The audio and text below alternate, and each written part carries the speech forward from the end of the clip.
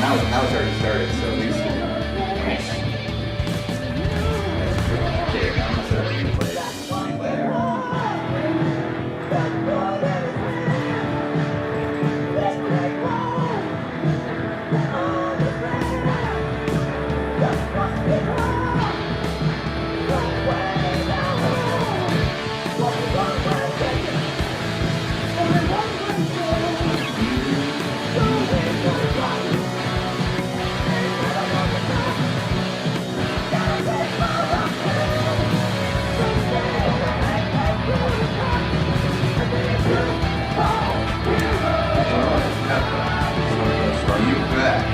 It's the same as my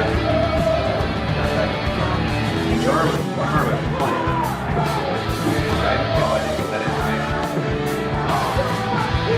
But I do have the starters.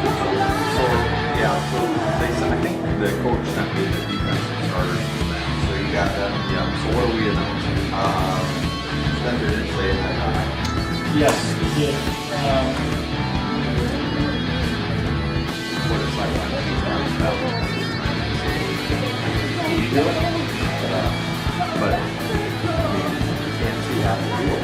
Okay? Well, there's a camera right here. Centerville is rotating out some offense. You got offense.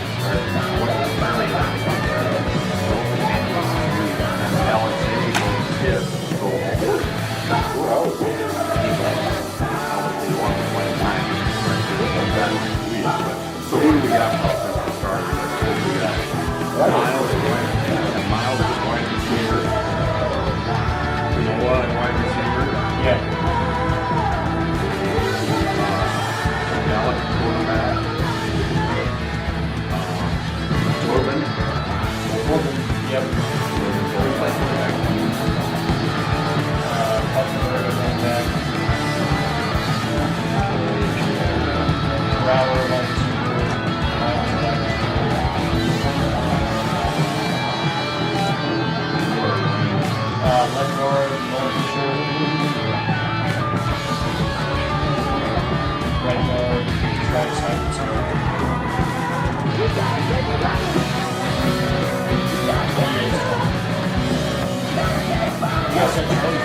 Well, that's what we have to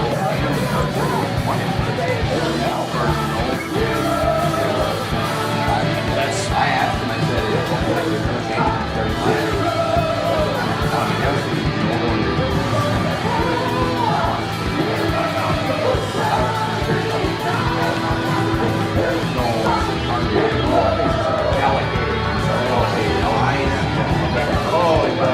Oh, yeah. No, I'm sorry. I didn't mean to give you a hard time.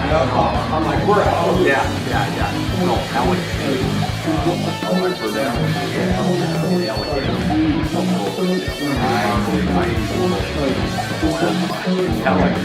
is fine.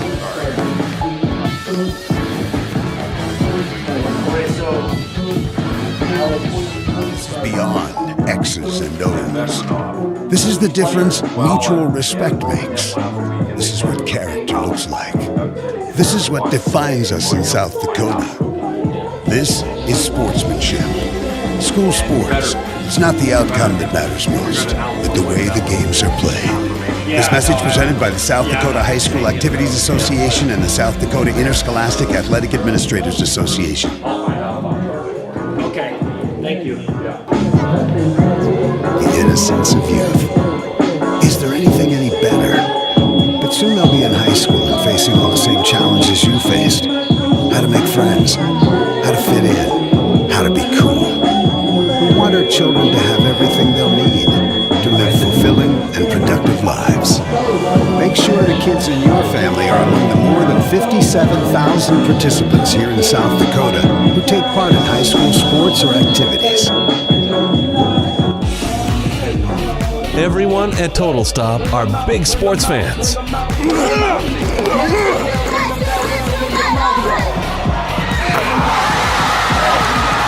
and they want to wish the very best to the participating teams and their loyal fans. Don't forget to stop at your local Total Stop for your gas and grocery needs. Plus, get Total Stop rewards by downloading the app. To get more information, go to TotalStopFoodStore.com.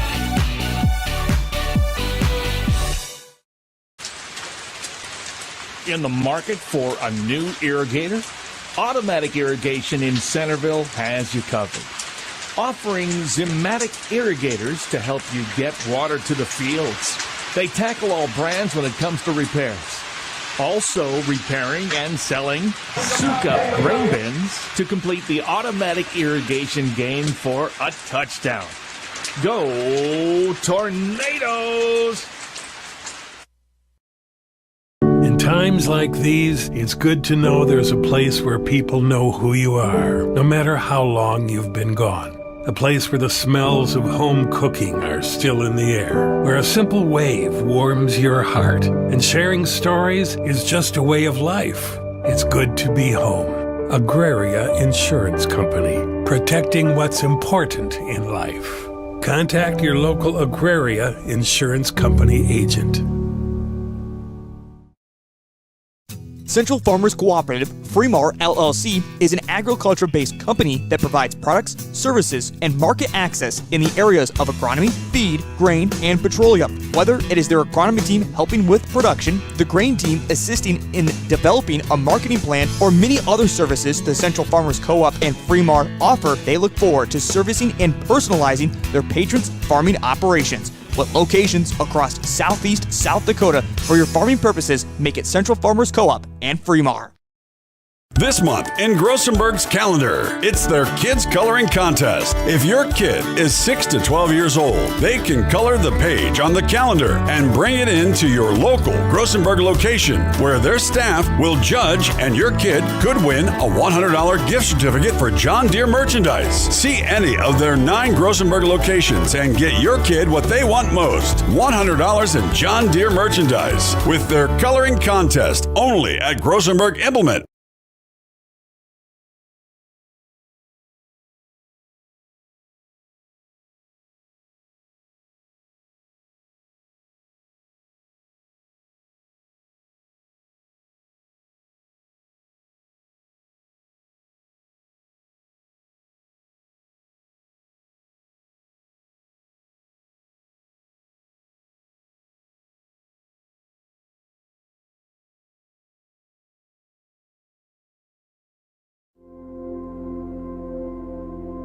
Agriculture is like no other business, which makes Farm Credit Services of America like no other lender.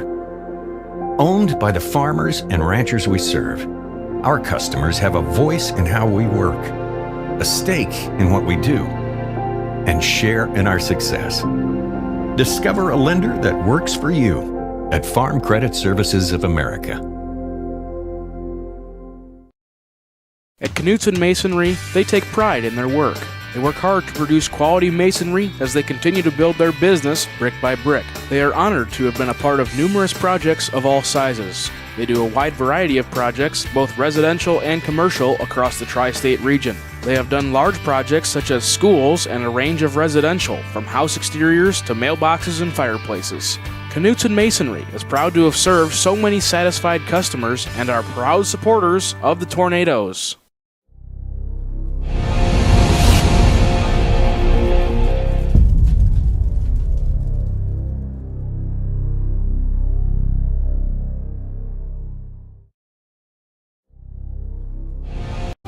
When it comes to advertising, reaching the right market while giving back to the school is just plain right. If you're looking for an effective method that reaches a large fan base at once, then here's your ticket with Live Ticket TV. With over 90 schools in the state of South Dakota, we can help you advertise locally with just your home team or reach the region. Plus, a portion of all sales go directly back to the school. Get a hold of Heath Nimke today, and let's get started in building your brand with Live Ticket TV.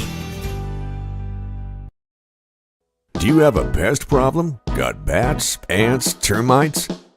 Family owned and operated, Olson's Pest Technicians have had over 50 years experience taking care of pest problems in places across South Dakota, Nebraska, and Iowa. Utilizing brilliant methods, such as Centricon bait stations for termites and Vicane treatment for bed bugs. There's no pest too tough for Olson's Pest Technicians. If you have pest problems, call 800-KILL-BUGS. For healthier crops and stronger yields, count on Nutrien Ag Solutions.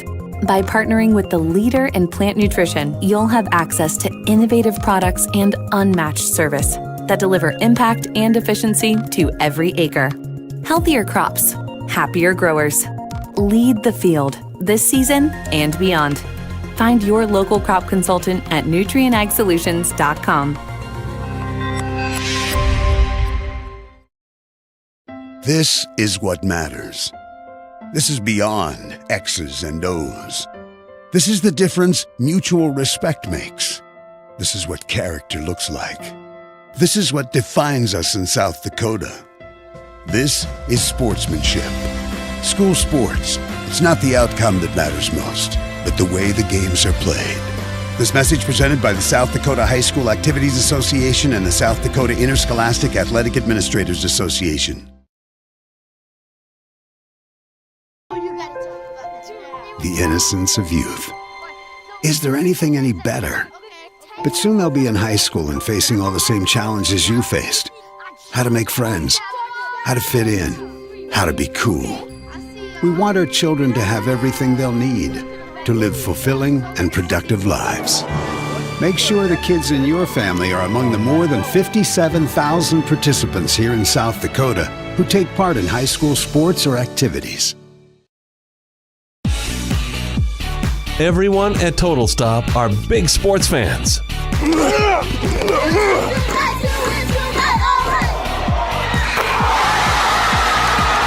And they want to wish the very best to the participating teams and their loyal fans. Don't forget to stop at your local Total Stop for your gas and grocery needs. Plus, get Total Stop rewards by downloading the app. To get more information, go to TotalStopFoodStore.com.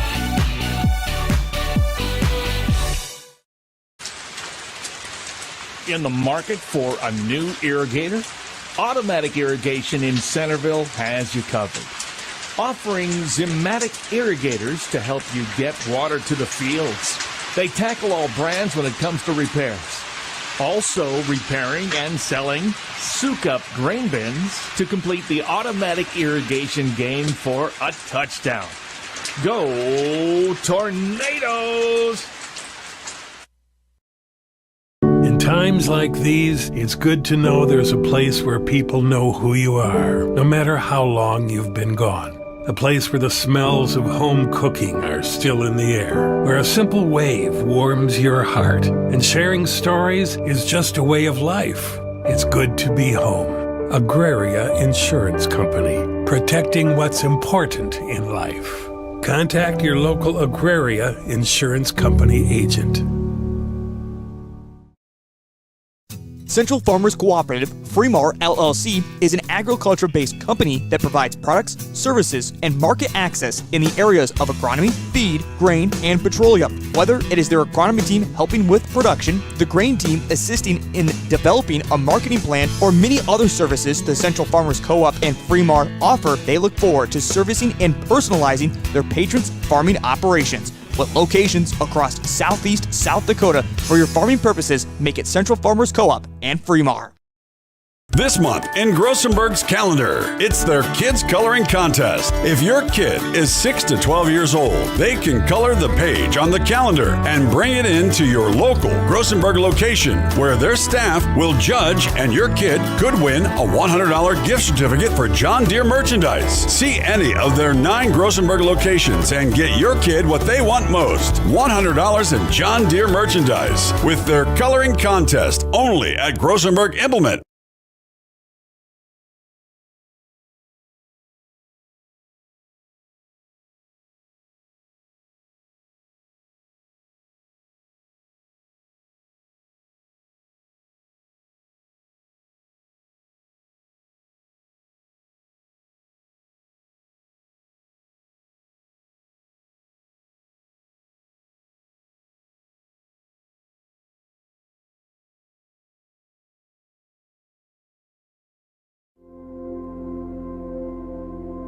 Agriculture is like no other business, which makes Farm Credit Services of America like no other. At Knutson Masonry, they take pride in their work. They work hard to produce quality masonry as they continue to build their business brick by brick. They are honored to have been a part of numerous projects of all sizes. They do a wide variety of projects, both residential and commercial, across the tri-state region. They have done large projects such as schools and a range of residential, from house exteriors to mailboxes and fireplaces.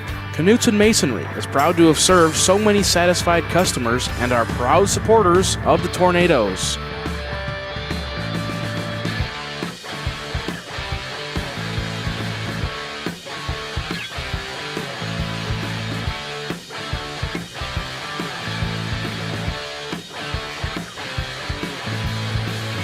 In Centerville.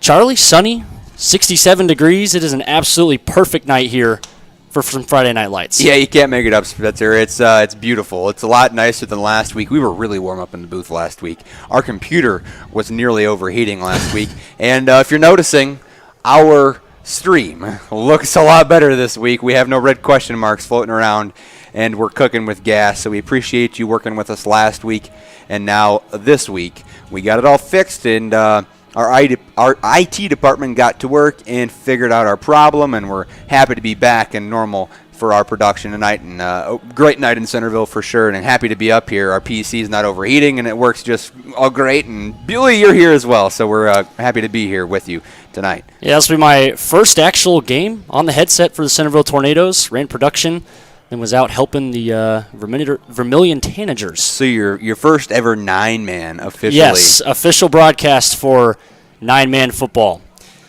We'll go ahead and get into meeting these two teams. We will start first with the Freeman Freeman Academy Phoenix, Class 9 AA team from Hutchinson and Turner County, South Dakota, male-only school. 2024 record, 3-2 overall. Big wins over Alchester Hudson, 42-0. That game was 2 weeks ago. And then head coach Dustin Shetter, assisted by Matt Brinkman, Kent Miller, Ryan Sorensen, Austin Uru, Jacob Van Borge, and Kyle Wire. Yeah, Spencer, let's. I'm going to kind of go back to one thing you mentioned. This is their male-only average daily membership is what that stands for. So that's how many males they have in all of the schools combined that go to school on the average. So they're not a male-only school, but they are a very impressive school. And 63 males going to school is a lot, especially in 9-man. I think in Centerville they have 30-something. We'll get to that in a little bit. Actually, I can look here. So look at this, 63, and then it's 34 for Centerville. So a big change. That's a lot of guys as far as that. And then you look at some names here, especially as far as the bio goes. Big names, Dustin Shetter, the head coach, and then you look a little bit further down, Kent Mueller, an absolute legend in the state of South Dakota, was the West Central head coach for many years and has state championships under his belt as the assistant coach. So they are very well coached, this team. The Phoenix coming into town, trying to play spoiler, and they're 3-2, beating Alcester Hudson. It was 2 weeks ago because it was their bye week last week, but a team that Centerville lost to earlier in the season. Yeah, pretty good Alcester Hudson team there. It was a big win for them to get. Taking a look now at their schedule, they are 3-2 overall with losses to Parkston and Bon Home. And then as well they played Elton Lake Benton. I have this wrong. That's okay. I was going to say this graphic is incorrect. That's okay. We know they're 3-2 overall. Their two losses are to Parkston, and Parkston's 5-0, and their other loss is to Elkton Lake Benton. Yes, so those are the two losses that they have. And Charlie, you look at those two teams; those are really just two Goliaths that they happen to run into. Yeah, absolutely. Parkston in the beginning of the year only losing by 30. That was really Parkston's closest game, other than the game they played against Hanson later in the season, mid-season. So you look at this team and you say, hey, this team battle-tested, but for sure winning the games they're supposed to win. And again, as I mentioned, I apologize. I made this graphic. It's incorrect. Bon Home, they beat Bon Home. They beat Gayville and they beat Alcester Hudson. So there should be 2 wins on there if you're looking at the L's and W's in the result column. But seed points-wise, a lot of seed points from 2 weeks ago when they beat Alcester Hudson, and that helps out this team a lot, sitting at the close to the top of the 9AA standings, and we'll look at the media polls later as well. But a good team in the Phoenix. Looking forward on their schedule, they only have one more game until they find out who their final game is of the year. That TBD in the bottom of your screen, the conference championship game.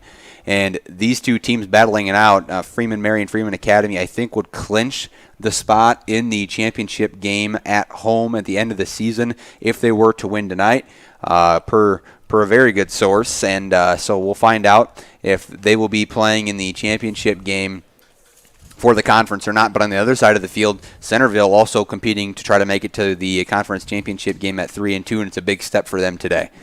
Yeah, a lot on the line here tonight. We're going to turn it over now and look at the home team, the Centerville Tornadoes out of Turner County, South Dakota. Another male-only school, as we mentioned, 34 males over there, but they field a very good football team. This year, their record is 3-2, defeating Irene Wakanda 32-6 last week. Head coach Kyle Brown, assisted by Peyton Heyer and Dave Reuter.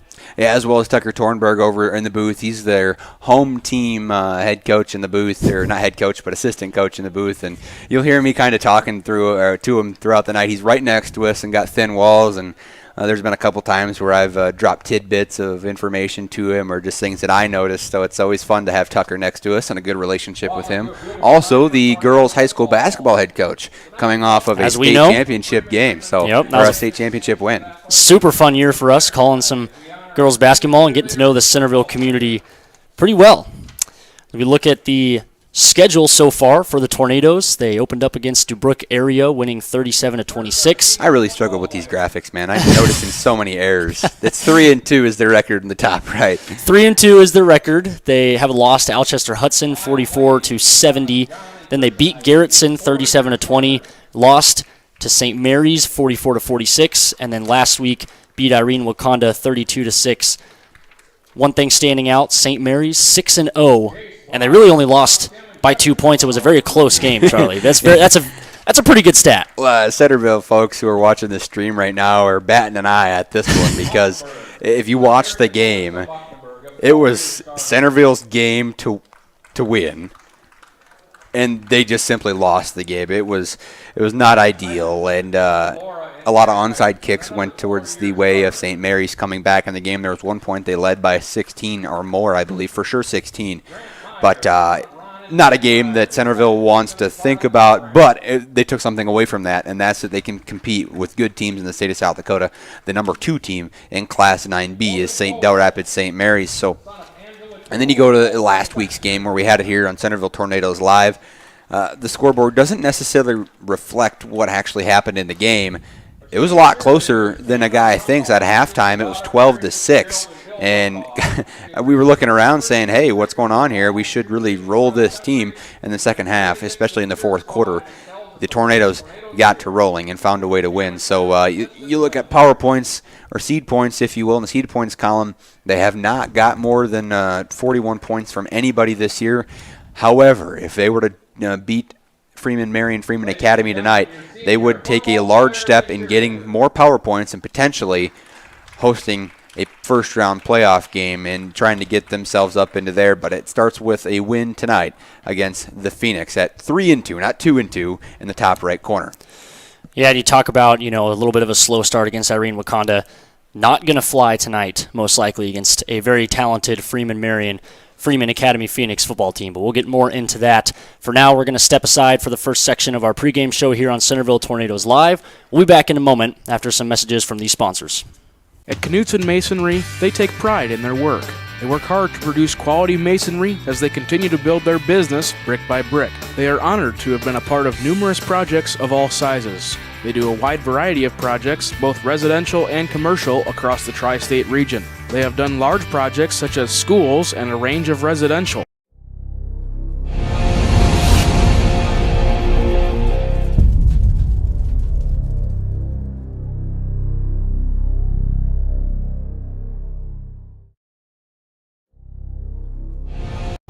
When it comes to advertising, reaching the right market while giving back to the school is just plain right.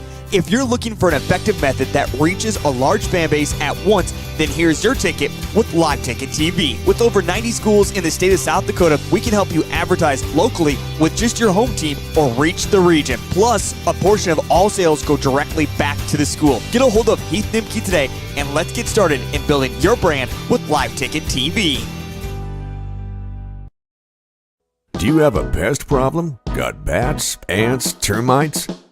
Family owned and operated, Olson's Pest Technicians have had over 50 years experience taking care of pest problems in places across South Dakota, Nebraska, and Iowa. Utilizing brilliant methods such as Centricon bait stations for termites and Vicane treatment for bed bugs, there's no pest too tough for Olson's Pest Technicians. If you have pest problems, call 800-KILL-BUGS. For healthier crops and stronger yields, count on Nutrien Ag Solutions. By partnering with the leader in plant nutrition, you'll have access to innovative products and unmatched service that deliver impact and efficiency to every acre. Healthier crops, happier growers. Lead the field this season and beyond. Find your local crop consultant at nutrienagsolutions.com. This is what matters. This is beyond X's and O's. This is the difference mutual respect makes. This is what character looks like. This is what defines us in South Dakota. This is sportsmanship. School sports, it's not the outcome that matters most, but the way the games are played. This message presented by the South Dakota High School Activities Association and the South Dakota Interscholastic Athletic Administrators Association. The innocence of youth. Is there anything any better? But soon they'll be in high school and facing all the same challenges you faced. How to make friends, how to fit in, how to be cool. We want our children to have everything they'll need to live fulfilling and productive lives. Make sure the kids in your family are among the more than 57,000 participants here in South Dakota who take part in high school sports or activities. Everyone at Total Stop are big sports fans.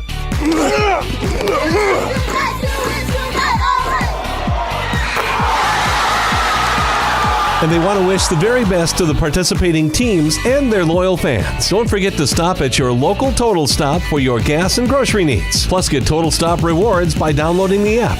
To get more information, go to TotalStopFoodStore.com.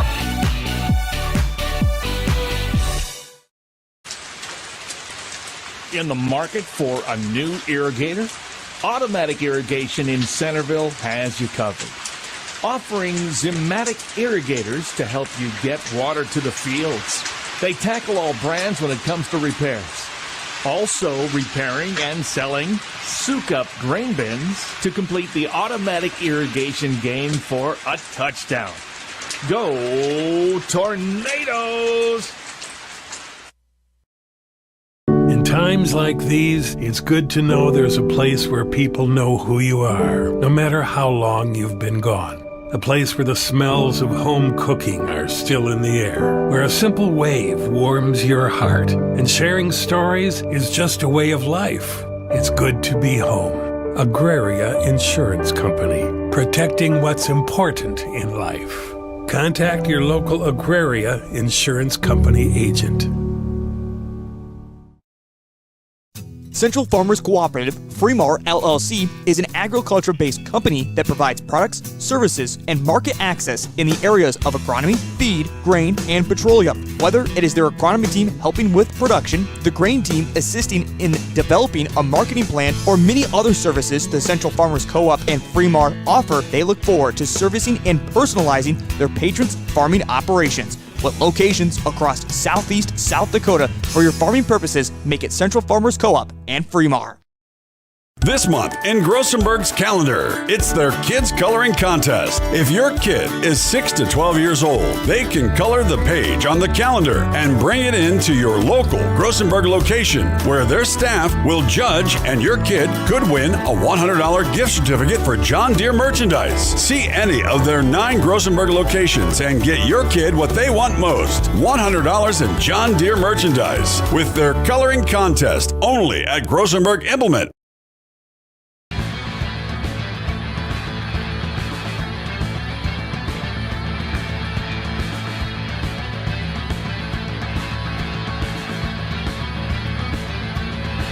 9AA media poll. Yeah, both media polls very similar to previous weeks, and specifically the 9AA poll. It really hasn't changed for a number of weeks, besides a little bit of a shake-up in the lower part earlier in the mid-season. So we'll start with 9A, and 9A, there we go. Howard, number 1, Wall, number 2, Warner, number 3, Woolsey, Westington, 4, Harding County Bison, 5. It was a big win from Harding County Bison to kick Hill City out of the poll, so that's how 9A sits, and it's a pretty solid class of football. There's a lot of height or good teams. Phillip, the only team receiving votes. We'll flip over to 9AA real quick. And Parks, the number 1, Hamlin 2, Elkton Lake Benton 3, Viborg Hurley 4, TDA ACDC number 5, Hill City receiving votes. That was the team receiving votes I was talking about earlier. Kimball White Lake, Leola Frederick rounding out the poll after Leola Frederick lose to a team without a win last week, and gave the team their first win after Leola Frederick was undefeated. So somebody still has some faith in Leola Frederick after that. So after that, that flips us over to a little bit of a commercial break. We're going to actually, never mind. We're going to go to starting lineups. Starting lineups for the away team on the scoreboard as I make sure that I get them pulled up here. There we go. Starting lineups. Billy, I'll kind of let you go through this after I get Centerville's pulled up as well. We do know there's been one change in the Centerville starting lineup that we will notify you of in just a moment. However, here we go. Let's do Freeman Marion, Freeman Academy starting lineups for tonight. The defense is what will be announced. Yep. They'll be announcing their defense. It's going to start with number 2, Chris Asen, the senior defensive back. He's 6 foot, 170 pounds. Number 5, Easton Shedder, freshman defensive back, 5'8", 145 pounds. Number 6, Dominic Sperling, the senior linebacker, 5'10", 175 pounds. Number 7, Tayden Kerrigan, the freshman defensive end, 5'10", 190 pounds, a bigger guy up front for the Phoenix. Number 8, Riley Shedder, junior linebacker, 5'10", 180 pounds. Number 9, Carter Weber, the junior defensive back, 5'9", 180 pounds. Number 14, Luke Peters, the junior defensive tackle, 5'10", 170 pounds. Number 32, Tate Sorensen, the junior defensive end, 6'2", 205 pounds. And number 33, Sawyer Whip, the senior linebacker, 6 foot, 190 pounds. Charlie, not sure about you, but what stands out to me about this starting lineup on the defensive end for the Phoenix, lots of size up front and some good-sized linebackers as well. Yeah, for sure. And another thing, the youth on the team is impressive as well. So you have to definitely say that's one of the sticking points for this team and will definitely continue to be good over the next few years. But the big name on defense, in my opinion, that linebacker core, Riley Shedder, one of the big names, Sawyer Whip, and Dominic Sperling will be doing a lot of the tackles, or making a lot of the tackles tonight, Spencer. So look forward to seeing them. Now, I will say it right now, the Centerville starting lineup is what you're going to be seeing next. There is a change. Charlie Eide will not be playing. He has broken his hand, as well as Alec Verdov, who is not starting on offense but was a former defensive tackle, broke his hip or something to that effect last week. So it appears to me that with what I'm seeing, there was a shift among the Tornadoes, and Jackson Westra will see some time, and it looks to be just Jackson Westra be moving into play offensive line. Nolan Fisher will be moving to center, is what I was told. So I think that's going to be the case. Billy, you can take over the starting lineups. Well, as you said it, Charlie Eide expected not to play. It's big to lose a center, kind of the captain of that offensive line here for Centerville. Starting lineup for them, number 1, Miles Eide. Number 3, Noah Schoenfelder, Number 5, Alec Austin. Number 9, Corbin Topol. Number 10, Charlie Eide. Number 11, Jace Brower. Number 20, Travis Hybertson. Number 33, James Bucknenberg.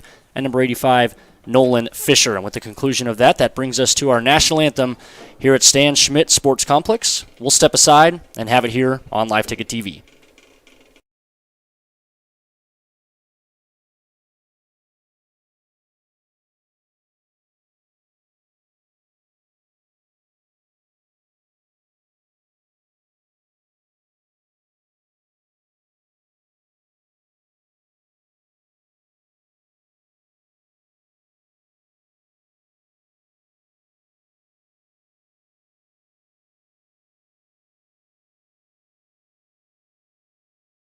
At Knutson Masonry, they take pride in their work.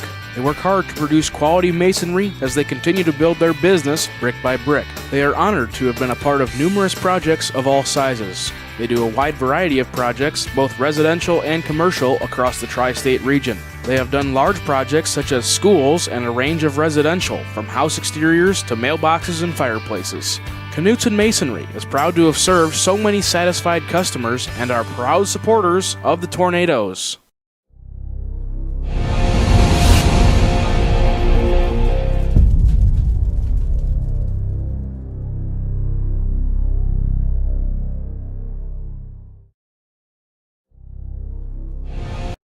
When it comes to advertising, reaching the right market while giving back to the school is just plain right.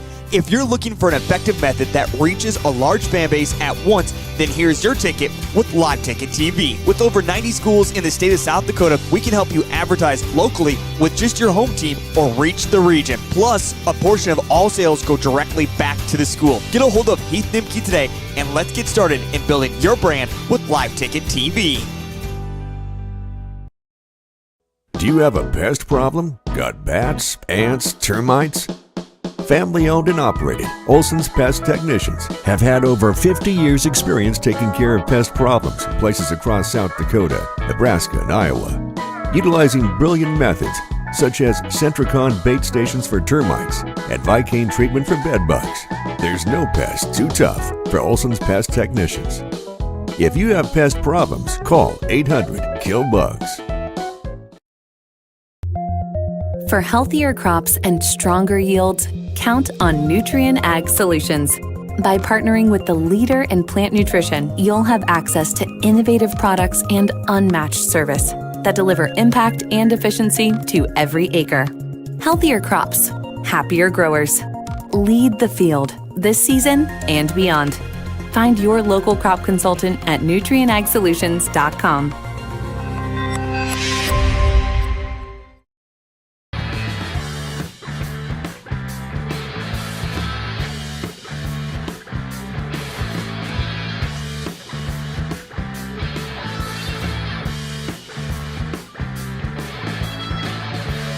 Players to watch for both of these teams. We'll start with Freeman Marion Freeman Academy. It's the quarterback, Riley Shetter, number 8. The junior also plays linebacker, is a phenomenal wrestler. Passes for 1,465 yards and 13 passing touchdowns, as you see it on your screen there. 222 yards and 4 touchdowns on the ground. Charlie, Centerville hasn't really been tested that much in the pass game. I believe they've only given up 437 passing yards this whole season, but a quarterback coming in here to Centerville throwing for almost 1,500 yards so far this season, they're going to see the pass tonight. Yeah, for sure, but at the same time, they're going to try to test this defensive line of Centerville with their great run, but I think you're going to see some plays tonight from this defensive backcourt of Centerville that's going to make this a fun game. I think Centerville has just won the toss, or Freeman Marion Freeman Academy won the toss, elected to defer. Now it's Centerville's decision.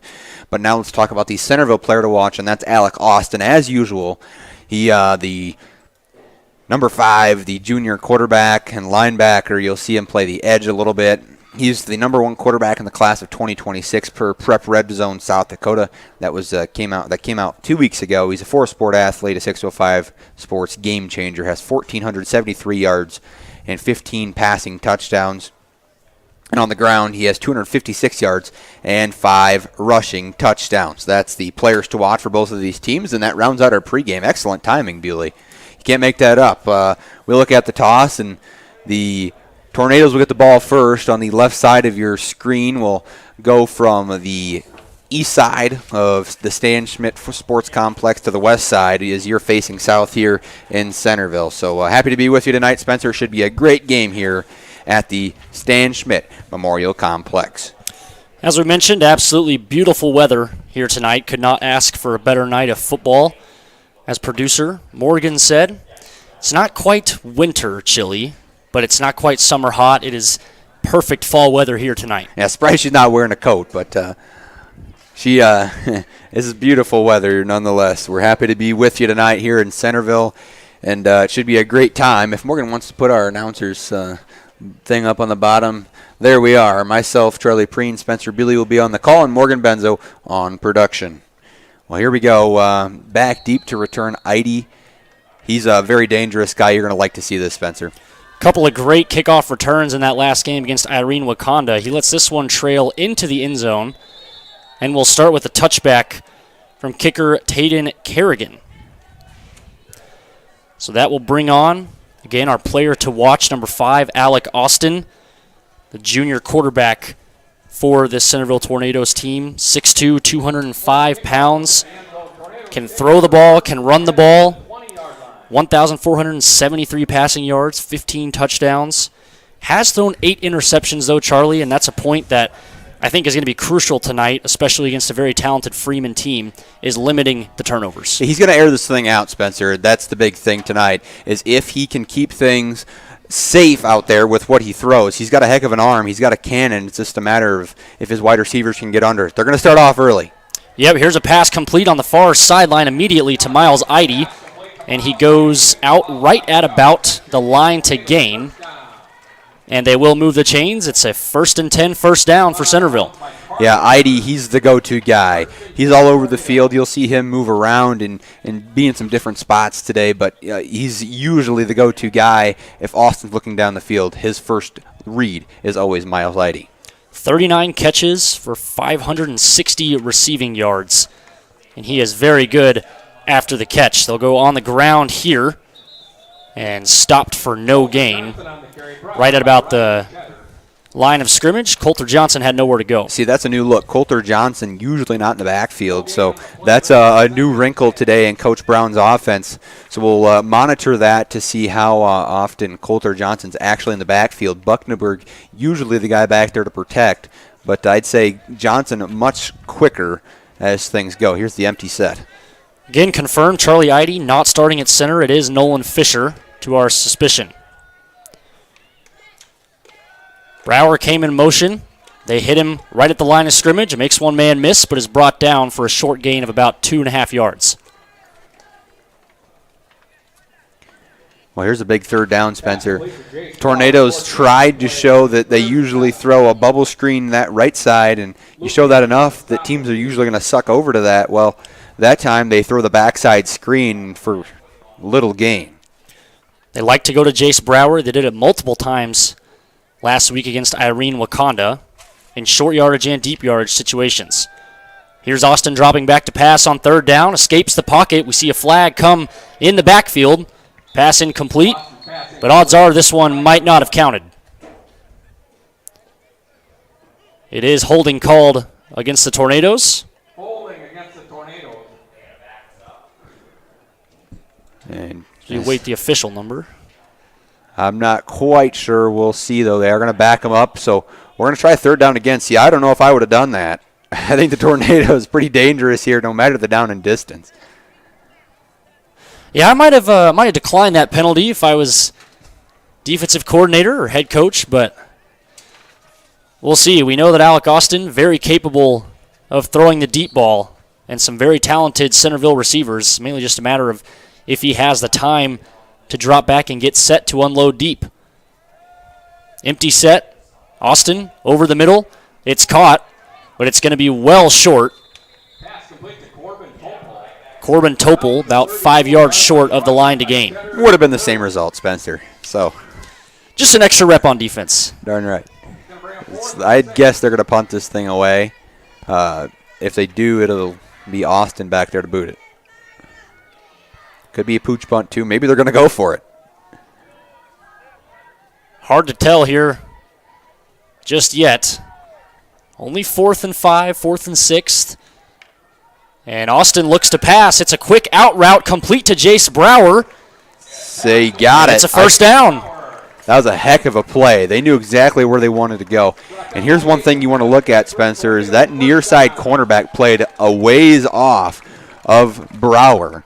Does that continue, and can the Tornadoes continue to exploit that? That's a great move and a great look, especially I think that's one thing they probably got to see on film and said, hey, we're going to exploit that if we need it. And it was a great route by Jace Brower as well. That's something you got to be very conscious about to get to the line to gain, and he did. Yeah, this team went to the South Dakota State team camp as well as the Lennox 7-on-7, so the timing between wide receivers, very good this year.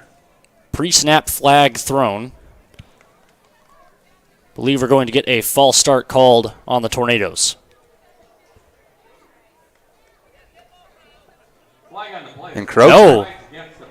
Dead ball foul, offsides called against Freeman. So 1st and 5 upcoming for Centerville. Interesting. That is surprising to me because there was it was not on 2 at all. He just went. So trying to sniff things out. Here we go. Here's the I formation, Spencer. Crowding the box here. They send 4, and it works as nowhere to go for James Buckneberg. Tackled right at the line of scrimmage. Yeah, numbers not there for Centerville on 1st down. DNs crowded in. Tate Sorensen and Taden Kerrigan kind of crunching up that defensive line. Luke Peters up there as well. Yeah, here's the thing. As a former D end, Tate Sorensen had to take a fullback right to the face and a full sprint right at him, so that couldn't have felt good. But we'll monitor that throughout the game. A lot of whistles early. Another whistle pre-snap. Flag on the play.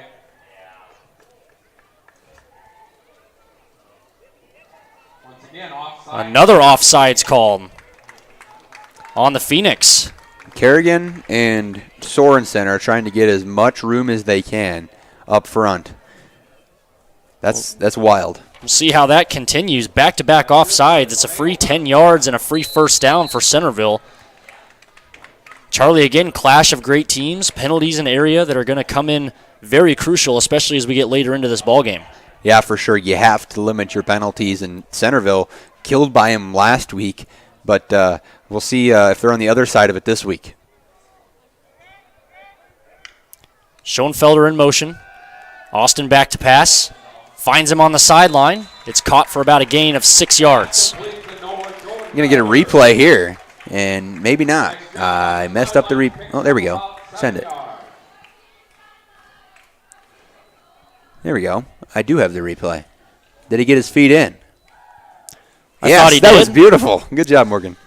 Great catch by Noah Schoenfelder. Sent him in motion and then just easy out in the flat. And they grant him about 7 yards so second on the and reception. 3. Austin back to pass once again. Nowhere to go, and he is brought down deep behind the line of scrimmage. Luke Peters, the defensive tackle in there to deliver the first sack of the ball game against Alec Austin. Yeah, there's times as an offensive lineman where you say, hey, it's a screen. We just need to let our defenders go. You need to put a hand on them there, and that's going to be a successful play. Those defensive linemen, Luke Peters specifically, up in there and early. And Peters is quick, standing 5'10", 170 pounds. Not a huge guy to be playing nose guard, but very shifty. And so that's going to be a task for the new center, Nolan Fisher, to have to handle throughout this ballgame. Brings up 3rd and about 15. Austin in an empty set. Looks to his right, back to his left. Buckneberg has it in the flat. And he's going to be tackled short. Makes it manageable. Of the line to gain, but it does make a very manageable 4th down upcoming for Centerville. You have to get your guys, your best athletic, most prolific playmaker, the ball in space here, Spencer, with 3 yards to go. And doing it again, I would not run a screen. I would run maybe that out route again or throw something inside. Historically, at least this year, the Tornadoes have had a lot open with the drags and slant routes across the middle. We'll see if they go to that here on 4th down. We saw him against Irene Wakanda go to that screen you're talking about in short yardage situations. Didn't see it on a 4th down. We'll see what they draw up here. A lot of guys in the box. 4th and 3. Back to the pass. Austin goes. Quick slant. Caught by Brower. And just like that, Charlie, 1st down Tornadoes. Yeah, it's timing right there, Spencer. It's really what it comes down to, and you're going to see that throughout the game. If Brower, Eide, you're going to see Topol even. I'd even say Buckneberg at times. They all understand each other in timing. It's such an important aspect of football that most people don't understand is if you can make plays like that on fourth down, keep drives going. It's going to win you football games, and right there, it's a great timing play from Alec Austin. Speaking of timing, Centerville already chewing over half this quarter of clock, inside of 6 minutes left to play here in the first. Deep ball on the way, caught by Schoenfelder. A big play, and the first one we have all quarter for the Tornadoes. Just send it, try it. There we go. Yeah, it's just glitched, Morgan. But here's the replay of that one. What a corner out. A lot of air under that one. Wow, he got 4 or 5 steps in there. Impressive work. Beautiful throw from Alec Austin to be able to dot up Schoenfelder on the near sideline. As you mentioned, had room for about 4 or 5 steps. Had a couple of steps on his defender, but a great throw made by Austin. Saw him struggle a little bit early on in this season with some of those easier throws, but he's been dialed. The question with this one, red zone efficiency now. Nowhere to go for Alec Austin, and right away, not a great start to being efficient in the red zone. Yeah, maybe go to something like a jet sweep here, going to a corner out on the far side. They've been really good with that this year. Alec Austin has thrown a lot of touchdowns. Corner routes over here, it's 2nd and 11, I'd say. But a lot of timing routes, specifically to the corner or deep parts of the end zone, are the shots they take here in the red zone, Spencer. We know they're not afraid to run with Alec Austin. They actually like to do it a lot. 47 carries on the season for 256 yards. He's got 5 touchdowns, so he's a threat carrying the ball in the red zone. In the empty set here, Schoenfelder in motion, looks to throw, quick pass. Nobody home there. Corbin Topol didn't have his head around, and it's an incomplete pass. And that comes back to timing again. I mean, if Topol turns his head a quarter of a second earlier, he sticks his arms up, and he's maybe running in for a touchdown there. Pretty solid coverage there by Freeman's secondary. Did you notice on that motion that the Phoenix went with the motion full manned up? They didn't shift it at all. So that goes to show you that if they're going to throw a man look, at least in the slot, that you can maybe exploit that later in the game. It's something to note if you're head coach Kyle Brown. And especially if you're going to have man on the outsides as well. Get ready for some deep balls coming from Alec Austin. He's got the receivers to do it. Here's 3rd and 11. Back to pass once again. Flushed out of the pocket. Escapes. Looks towards the end zone, but it's batted away. A nice play there by Sawyer Whip. Whip coming over from the Mike position. The middle linebacker for this Phoenix team, and bats it away to bring up 4th and 10 for Centerville. I'm seeing they might try a field goal here. We'll see. But if they have a play, they gotta throw it together here. What's your best play on the 14-yard line with 11 yards to go to try to punch it in against a team that you really need to beat in a crucial part, especially a conference game at this point in the season? It's been a great drive so far. You want this one to end up in points somehow. Looks like they're going to go for it. 4th and 10. Austin back to pass. Flushed out of the pocket. Heaves it up, and it's incomplete. Intended for Miles Eide. Almost got his hands on it. But great coverage by Chris Asen to stay away from pass interference and poke that one away. Get a shot of Alec Austin there at the middle of the field. He's pretty upset about that one. I think he wanted pass interference to an effect, but a turnover on downs. You can see the emotion of the Tornadoes after knowing a crucial stop, and they couldn't punch it in the red zone. Frustrating to take over 7 minutes off the clock and then come away with no points on an opening drive. We'll see how the Phoenix can respond here as Riley Shetter takes the field. They start on the ground. It's going to be a good gain on 1st down and more. Down the sideline goes Dominic Sperling. Is anybody going to catch him? No! Touchdown! First play from Dominic Sperling. And Charlie, back to the morale. How crushing is that to go on a over 7-minute drive and then immediately give up a touchdown on the first play? Yeah, that's it's really crushing. But at the same time, I think part of it comes back to Centerville maybe being stunned a little bit. They didn't punch it in. And now all of a sudden you're looking at 6-0 on the scoreboard after a one-play touchdown. It's truly devastating and probably doesn't feel very great right now if you're a Tornado. So they'll line up to attempt a 2-point conversion here. Shetter in the gun, and we're going to get a false start here. That'll help the cause of the Tornadoes. But going back to that touchdown, That is the 5th rushing touchdown for Dominic Sperling on the season.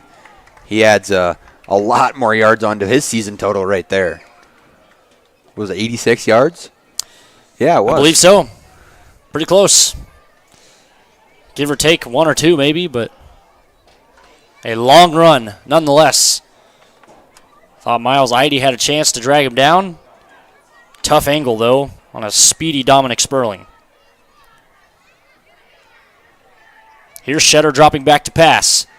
It is complete, and into the end zone for the 2-point conversion is Tate Sorensen, the tight end for the Phoenix. And very quickly, 8-0. Freeman Marion, Freeman Academy leads it over Centerville. That'll send us to our first break here in the first quarter. We'll be back in a moment here on Centerville Tornadoes Live. This is what matters. This is beyond X's and O's. This is the difference mutual respect makes. This is what character looks like. This is what defines us in South Dakota. This is sportsmanship. School sports, it's not the outcome that matters most, but the way the games are played.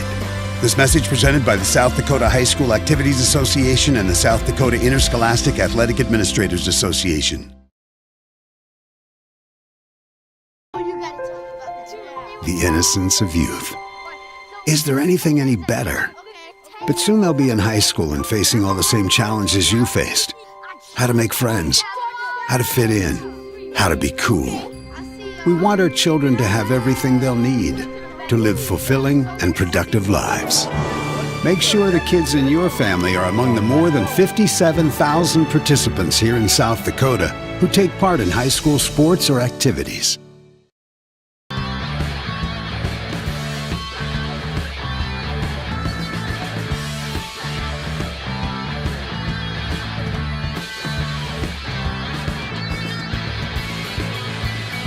We mentioned how crushing that is, but obviously it's football. Stuff's going to happen like that. Got to turn your head and look to the next drive. Yeah, and it wasn't even that sophisticated of a play. It was an inside zone designed for Sperling to go to the left side, just tackling not there. And up front, you're missing Alec Alekverdov, and it's a big loss. A pitch in the backfield to Miles Eide. Flags flying, and nowhere really for Eide to go. This one may be going back even further, as we could get a hold or a block in the back on the Tornadoes.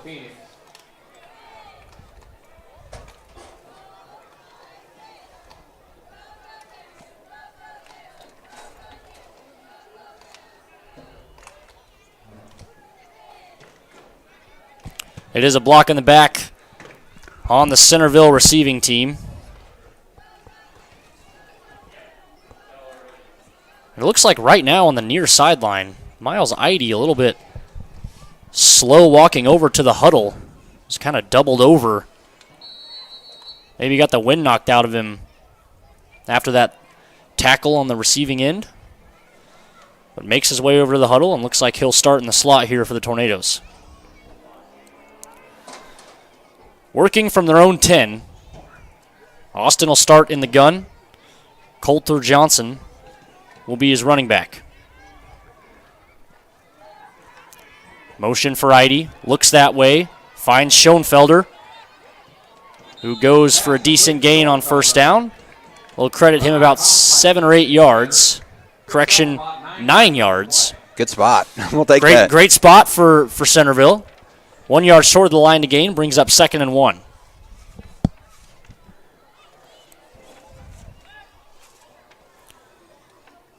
Schoenfelder, 10 catches on the year. That's his 11th. Not super active in the receiving game. Correction, that's his 12th. He had one on that 7.5-minute drive to start this game. Austin in the gun again, drops back to pass. In trouble, and down he goes. He lost the football. And it's recovered by Freeman. Are they going to call him down? We don't have a signal yet. I think so, yes. And they do call him down.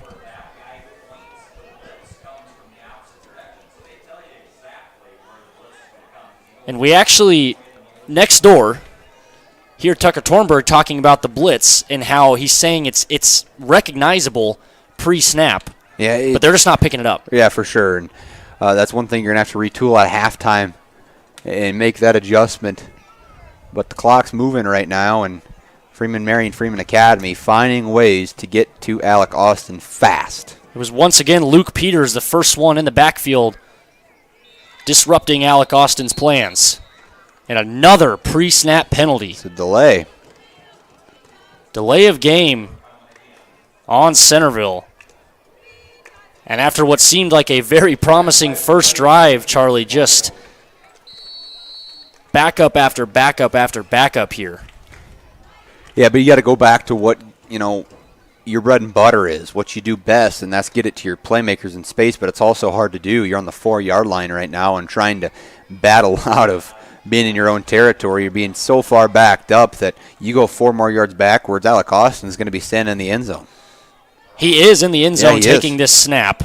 Ball is on the 3-yard line. Looks to pass quickly, and another pre-snap penalty. I mean, this is ridiculous. False start going to be called against Centerville. Well, you can't go too much further back, guys. You can't go too much further back. If you're going to commit a string of penalties, now is probably the time to do it, actually.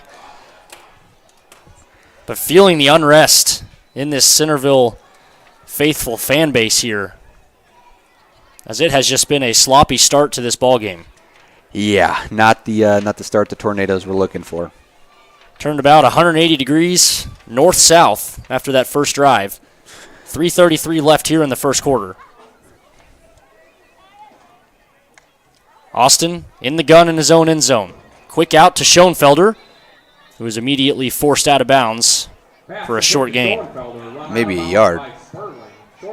May just be trying to give Alec Austin some room to boot this one away. Not much you can do from your own 2-yard line, trying to get to the 20 for a first down. Not ideal, I'll tell you that. And then you got to put the defense back out there after last play. And on the bright side, at least your defense got some rest with the penalties. Well, most of your defense is on offense right now. Another flag. Should have kept the tally. False start on the Tornadoes. Should have kept the tally, Charlie. Missed opportunity for us as self-proclaimed stats keepers up here. Although shout out to our coaching staffs for getting us those stats, helping us out here on the broadcast, deliver some good material. Austin to boot it away from his own end zone. It's a low end-over-end kick, but takes a Centerville roll and rolls out at about the 40-yard line. We're going to take a quick break. When we come back, Phoenix getting the ball for the second time for their second play of the game. Everyone at Total Stop are big sports fans.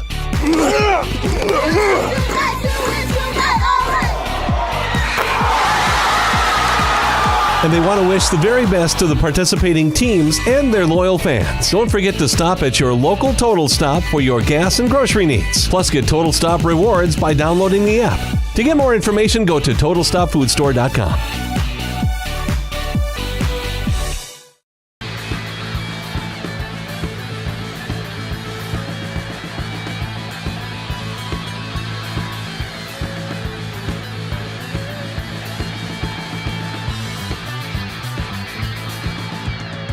Away for the Phoenix. They try to take a shot, but it's hard to pass on the Centerville team. That's one thing they can hang their hat on, is their pass defense is excellent.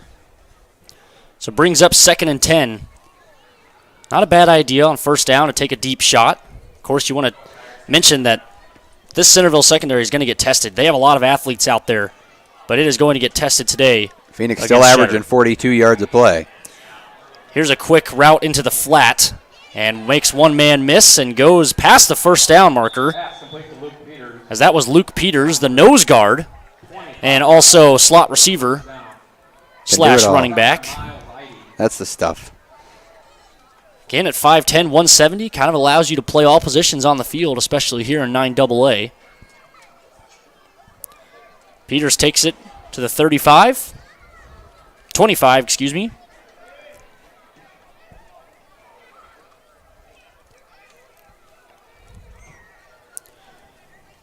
First and 10, Shetter, quick pitch. Here's Chris Asen, still on his feet and finally brought down inside the 15. But it moves the chains again. And right now the Phoenix doing it at just will. Marching. Nothing going wrong for them. In the words of my girlfriend at home, Jen Harada, Freeman Marion Freeman Academy is going crazy right now. The Phoenix. Gotta love it. Shout out, Jen. Thanks for tuning in to everybody.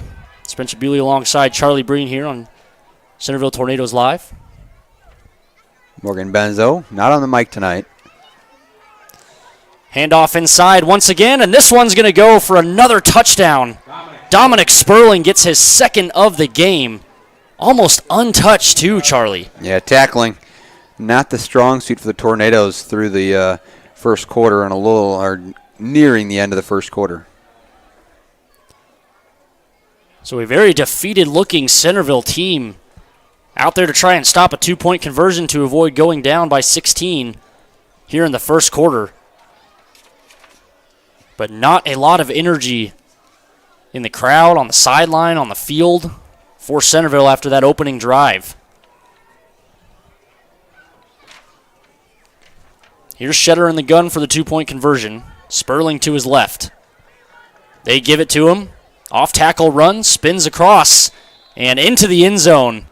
Somehow, some way, Dominic Sperling finds his way across the plane.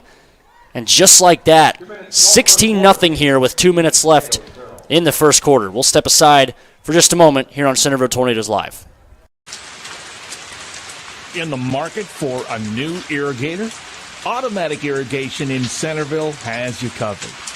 Offering Zimmatic irrigators to help you get water to the fields. They tackle all brands when it comes to repairs.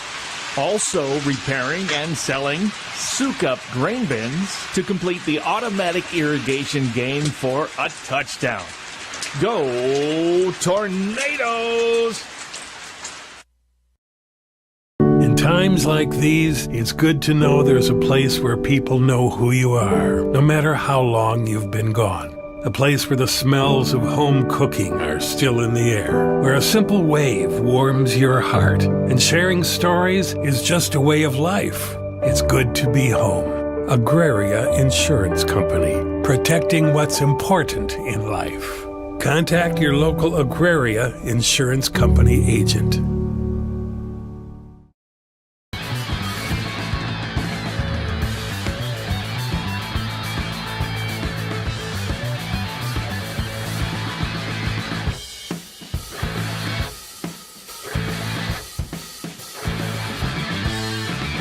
Lead to another Phoenix score, and going down 3 within the first half really is going to be tough to come back from. Penalties. Kick is away Penalties to Miles are what's Eide. hurting them. Around the sideline, great return here from Eide up near the 40, and late flag comes in. We're going to add 15 or subtract 15. Could be a late hit here. You're going to get to see the way zoomed in camera shot on your production.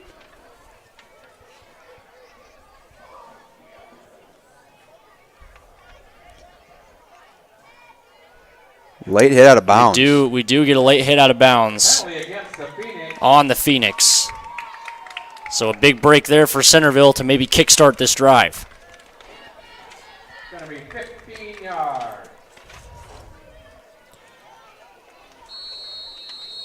So they'll spot it at about the 42-yard line. In the Tornadoes, you have to use this. You have to score. Absolutely have to. This is, like I said, arguably a do-or-die drive here, given how the Phoenix offense has looked so far in this first half. Here's Austin, hands to Bucknerberg up the middle, nowhere to go for him. Maybe he's going to get 1 yard. Luke Peters, the first man there once again, along with that linebacker core of FMFA.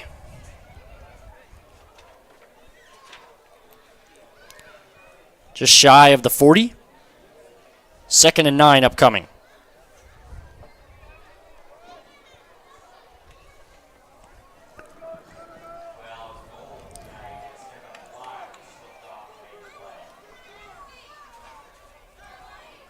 What do you do on 2nd down? Austin checking the play. Checks to an audible here. Play action. Dropping back to pass. He's going to be brought down. Just gets it off. Yeah, that'll be grounding. And we get a flag for intentional grounding. This is going to be a very impactful penalty on the Centerville offense, as Alec Austin's going to get called for intentional grounding here. Didn't really matter if there was a receiver in the area. The intent of the pass clearly just to avoid a sack, and so they will credit him with another 5 yards backwards from the spot of the foul and a loss of down. So 3rd and forever for Centerville once again. I think you just throw it up to one of your better receivers here. Head coach Kyle Brown wants to take a pause. We'll take it with them. We'll be right back here on Centerville Tornadoes Live.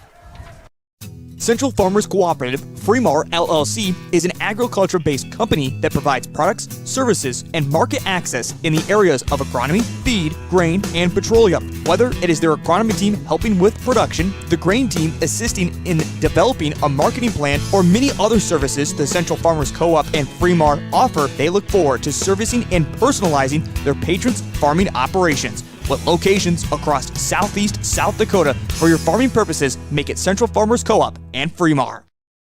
This month in Grossenberg's calendar, it's their Kids Coloring Contest. If your kid is 6 to 12 years old, they can color the page on the calendar and bring it in to your local Grossenberg location, where their staff will judge, and your kid could win a $100 gift certificate for John Deere merchandise. See any of their 9 Grossenberg locations and get your kid what they want most, $100 in John Deere merchandise, with their coloring contest only at Grossenberg Implement.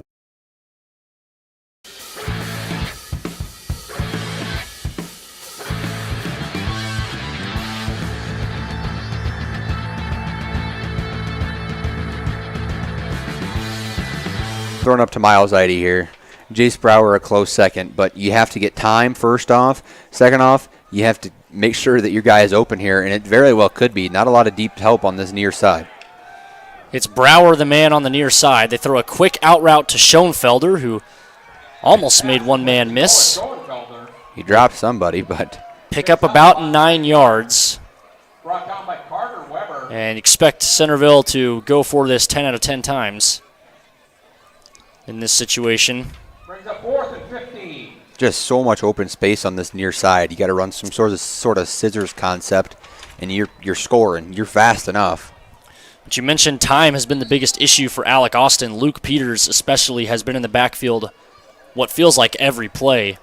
The shifty nose guard. We'll see what they draw up. It's trips to the near side. Brower the farthest man out, Eide in the slot. Austin looks that way. It's what you wanted. This time to Brower, who makes the catch. A miracle first down for Centerville. And it's Jace Brower who comes up with the big catch and is a little bit slow to get up. There's the replay, but very impressive catch. I think he's frustrated he couldn't keep his feet under him and keep running. Well, Jace, there are much bigger issues that you solved there as opposed to keeping your feet underneath you and running to the end zone. I said you got to do that. You got to throw it up to your best receiver. I don't think these D-backs are able to compete with the speed and accuracy of Alec Austin's arm. And just like that, momentum hurt by a false start on everybody except for the center. The classic false start. Oh, man. And that backs him up 5. But, Charlie, it's just the tale of this game has been maybe 1 or 2 big plays, but then immediately either brought back or you run into another penalty that stops your momentum. That'll be the quarter. First quarter, clock winds down. But a crucial 1st and 15, an overall drive coming up for Centerville. We'll have it for you in the second after this on Centerville Tornadoes Live.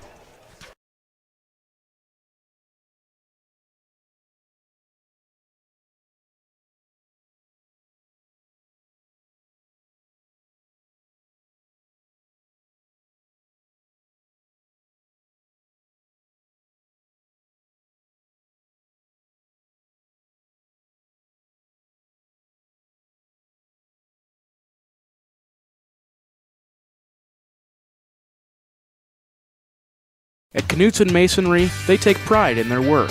They work hard to produce quality masonry as they continue to build their business brick by brick. They are honored to have been a part of numerous projects of all sizes. They do a wide variety of projects, both residential and commercial, across the tri-state region. They have done large projects such as schools and a range of residential, from house exteriors to mailboxes and fireplaces. Knutson Masonry is proud to have served so many satisfied customers and are proud supporters of the Tornadoes.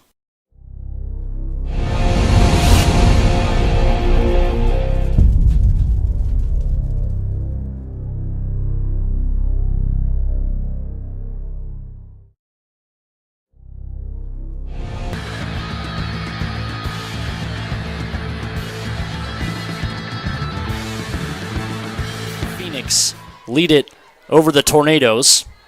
1st and 15 after a big completion from Alec Austin to Jace Brower, but then immediately a miscommunication and a false start on the entire Centerville offense other than the center. Charlie and I have been talking. This is a very crucial drive for Centerville. The Phoenix have not been stopped on offense. Centerville looked a little bit demoralized towards the end of that first quarter, but they've come back with some fight here on this drive. Miscommunication there between Miles Eide and Alec Austin. Looked like Austin was trying to lead him a little bit more inside, but Eide turned out. Brings up 2nd and 15. Gonna need some chunks of yardage here. But we've seen the big play capabilities from the Tornadoes already. Oh, it's there, Spencer. You just have to access it, and I think a large part of that is knowing that you have really good athletes who are excellent in open space. Austin's good for throwing about 3 touchdowns a game. Near side, almost hauled in by Miles Eide. Just couldn't hang on to it on the near sideline. Would have been a phenomenal catch. 3rd and 15. But Austin led him just a hair too far outside. But Charlie, I think the good takeaway from some of these plays is that it's there, as you mentioned. The receivers are getting open. It's just a matter of getting on the same page and making the pitch and catch.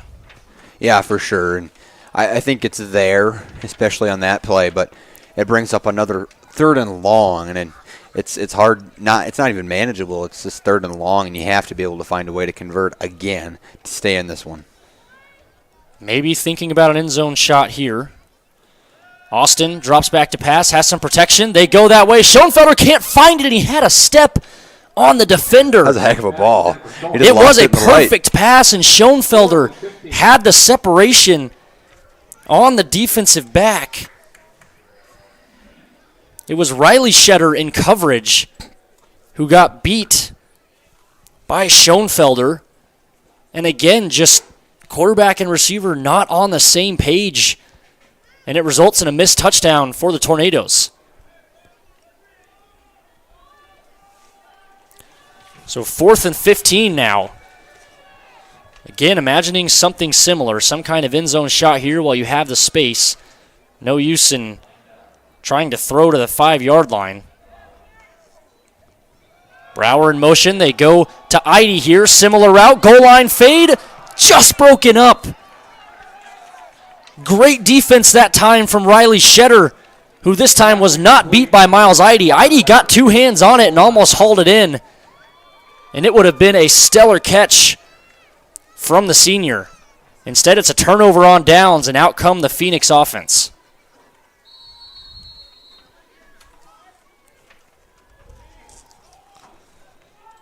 So a couple of missed opportunities for the Centerville Tornadoes on the offensive end, and another drive comes up empty-handed after going a good length of the field.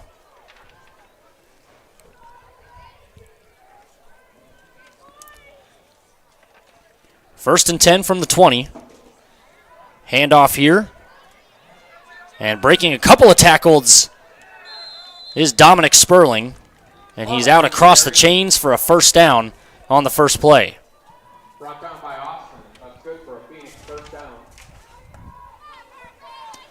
Sperling comes into this game with 46 rushes, 323 yards, and 4 touchdowns. Oh, he's got 6 on the season.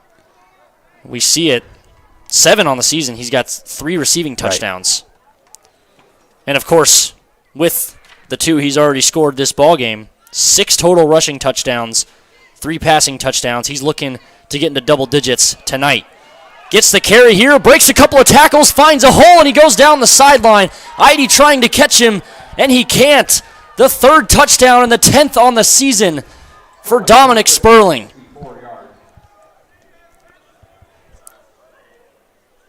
The Tornadoes just cannot find a way to bring down the 5'10", 175-pound senior.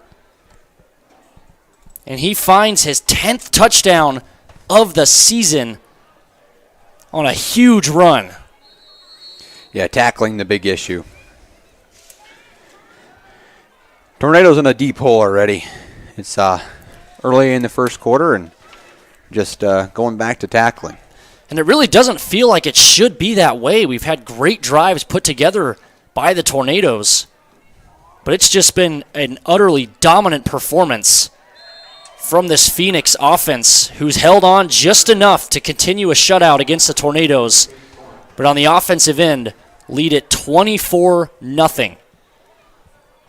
We'll step aside here on Live Ticket TV and Centerville Tornadoes Live and be back here in just a moment. When it comes to advertising, reaching the right market while giving back to the school is just plain right. If you're looking for an effective method that reaches a large fan base at once, then here's your ticket with Live Ticket TV. With over 90 schools in the state of South Dakota, we can help you advertise locally with just your home team or reach the region. Plus, a portion of all sales go directly back to the school. Get a hold of Heath Nimke today, and let's get started in building your brand with Live Ticket TV. Do you have a pest problem? Got bats, ants, termites? Family owned and operated, Olson's Pest Technicians have had over 50 years experience taking care of pest problems in places across South Dakota, Nebraska, and Iowa. Utilizing brilliant methods such as Centricon bait stations for termites and Vicane treatment for bed bugs. There's no pest too tough for Olson's Pest Technicians. If you have pest problems, call 800-KILL-BUGS.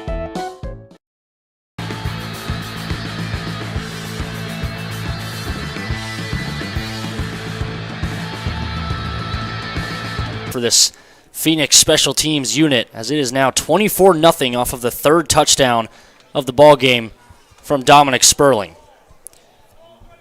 10:48 left to play here in the first half.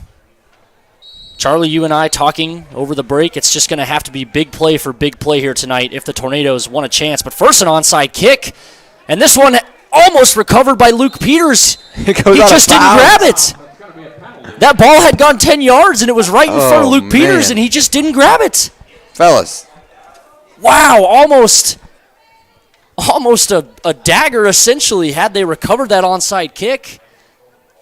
Fellas. Do we have a replay on that by chance, Morgan? I don't think so, but that's okay. Unless I'm seeing things, that ball had gone 10 yards and was right in front of Luke Peters, but he just didn't jump on it. Oh, my. There was no Tornado on that ball. I think because somebody touched it, they might waive it. The referees get together and discuss.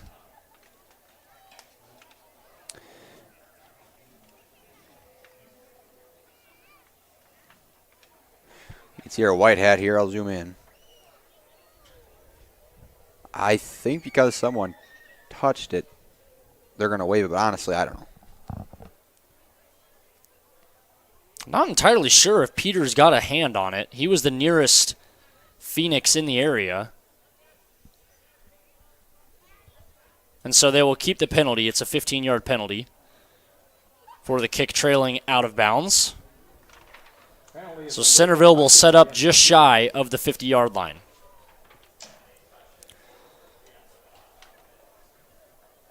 Going to have to really lean on the passing attack here.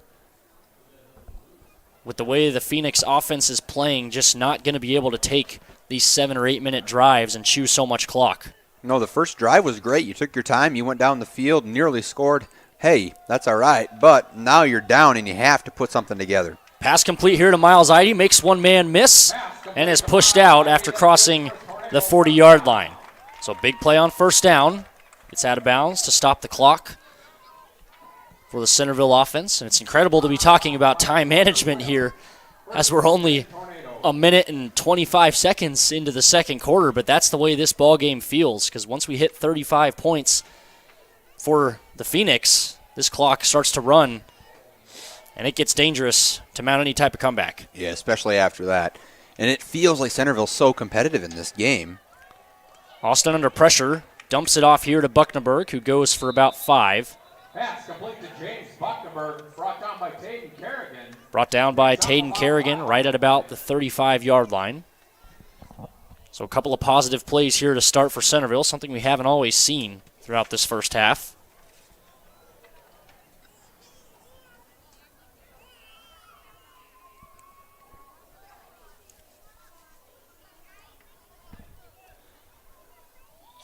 Seen Bucknaberg be really good in the open field, especially against Irene Wakanda.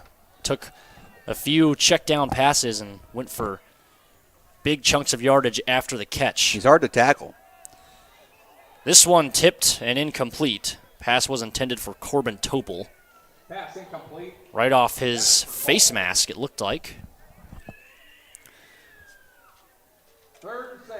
Topel, kind of a versatile weapon on this offense. 6 foot, 160 pounds, has 18 catches on the year for 270 yards and 3 touchdowns. Kind of starts in that slot position. Yeah, he's everywhere though.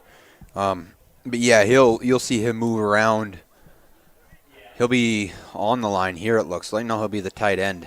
Look. See him at tight end, at running back, at fullback, at receiver. Great weapon for this offense. Pretty much everywhere besides quarterback. Austin checks down here to him. And maybe a gain of a yard on the play. Brings up 4th and 5. Brought down by Kerrigan. Centerville going for it, no doubt. You have to. It's a much more manageable 4th down than they've had throughout this first half. that's saying something.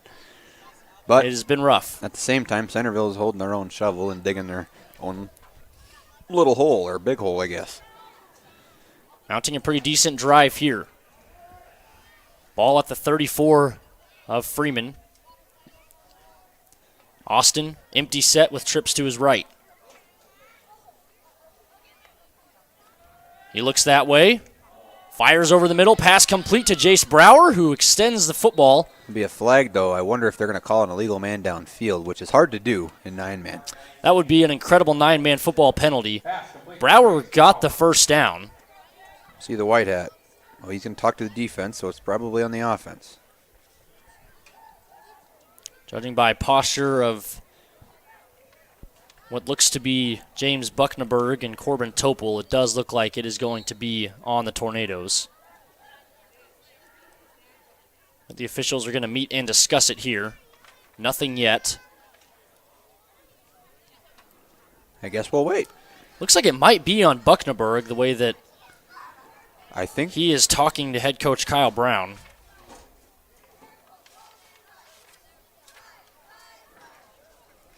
This is an interesting call. Seems to be I wonder if bringing out the chains here. They're measuring. I wonder if they're measuring the chains before they deal with the penalty. That's why. That makes sense. It looks like Idy's going to be called short. He is. The white hat gets out of the way. I'd let so you it look. wouldn't necessarily matter either way. Idy is going to be called short of the line to gain. Chop block. Whoa. And it is a chop block. Penalty declined. So must have been on James Bucknaberg.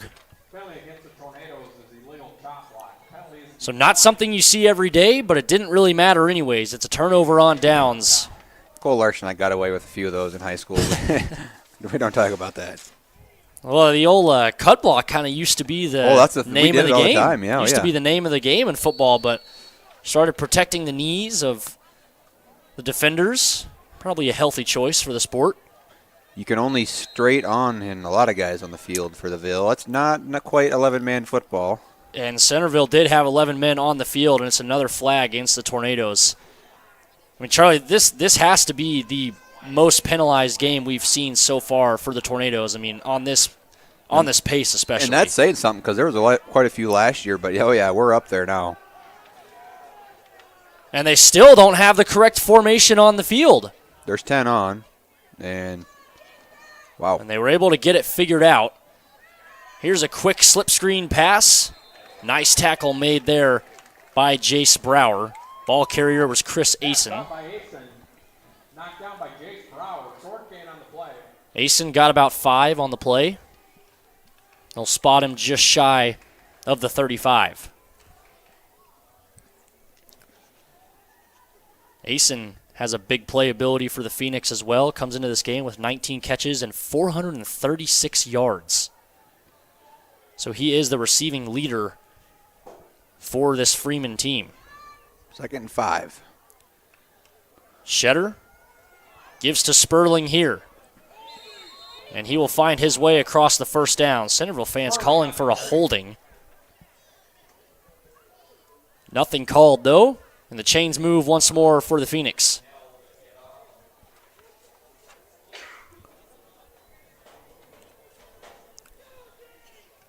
First and 10 coming from about the 43. Shetter in the gun. Not a whole lot of reason to pass here if you're Freeman. Probably expecting another handoff to Sperling, but they do go to the pass here. It's a quick one and caught. Sheds one tackle is Weber. Weber down the sideline. Weber's got a chance to make it to the end zone here, but he's forced out by Miles Eide. So a big chunk play again for Freeman, and they continue to march on this Centerville defense. And not what you're looking for. Centerville, first of all, when they are getting there, can't wrap up, and second of all, just not getting there, not getting there and making the tackles that they need to. And I think some of it's gap responsibility too. And we do see on the defensive line Alex Alkverdov. Alkverdov, yes. So he is playing in tonight's game, which is good to see. Shetter drops back to pass. Quick check down. And Tate Sorensen makes it almost to the pylon. I think you could nearly make the case that he didn't have his knee touched down, but tough to say from over here. So he's just a couple yards short of the goal line. And knocking on the door again is the offense of the Freeman Phoenix.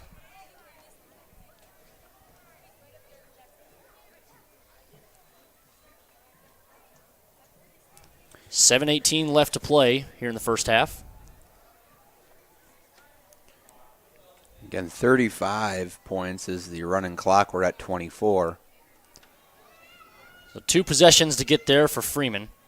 Shetter hands to Sperling here, who makes his way into the end zone. And just like that, 5 points away from a running clock here in Centerville. 30-0, Phoenix on top. You know, after that first drive, Spencer, I'm not sure many folks thought this was going to be the case. I am one of them. I'm one of them. I did not see this coming, especially after that opening drive.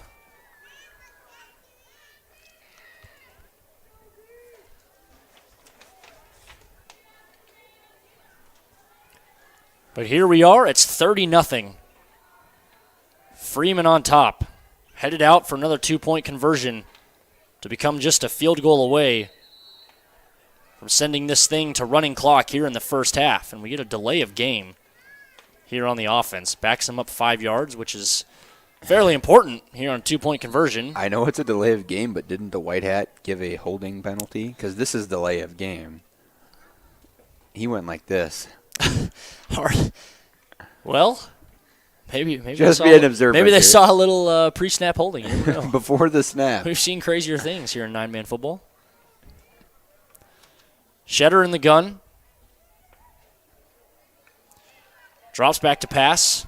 Rolling out to his right. In trouble. Has to get rid of it. Tosses it up for grabs. And what a catch made by Chris Asen. It's just that type of night, Spencer. Chris Asen put it on his head. A little Randy Moss action over the top of Miles Eide in the Centerville secondary. Wow. And the night of big plays continues for Freeman. Yeah, 32-0, and Freeman Marion Freeman Academy is pouring it on. They'll look to continue to do so. We'll step aside here for just a moment on Live Ticket TV. 32-0, Freeman up. For healthier crops and stronger yields, count on Nutrien Ag Solutions.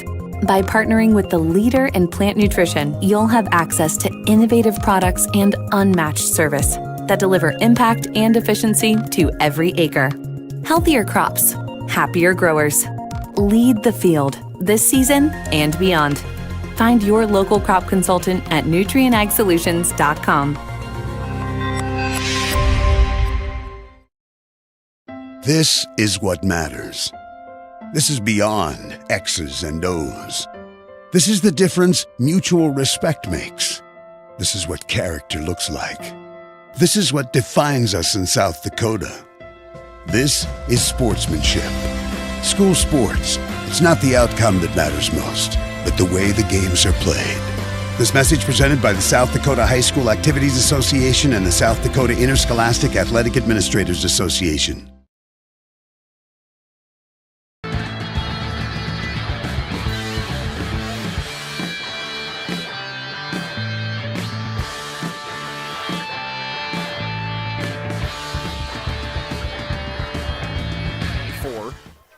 Every yard counts here for Centerville. I take that back. I was right the first time. Spotted right about the 22, 23-yard line. First try. Got to trust your gut. Anybody out there who's taking tests, always trust your gut. 7:03 left here in the first half. Appreciate all of our viewers for tuning in to our stream today. Again, I'm Charlie Preen, Spencer Bealey on the mic, the main man, Morgan Benzo on the production. Shout out again to all of our sponsors as well.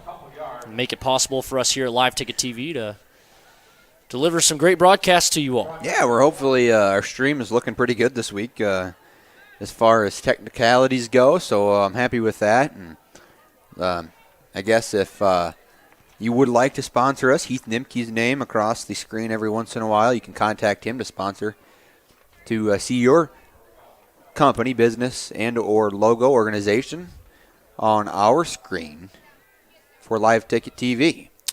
And Heath Nimke, I texted you if you want to come call a soccer game with me for South Dakota. Meet me at First Bank and Trust Soccer Complex at noon. Never got back to me. Tomorrow? Sunday, I believe. He might be doing soccer for Dakota Wesleyan. I know You're he's right. up. I think he's up there tonight. You're right. For soccer. Yes. Oh, volleyball. No, he's not up there for volleyball. Halfway through the second quarter here in Centerville.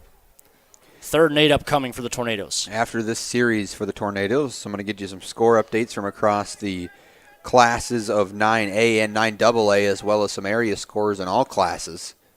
Tornadoes try to go on too.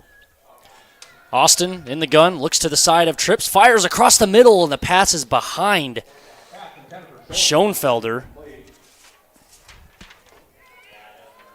And it brings up 4th and 7.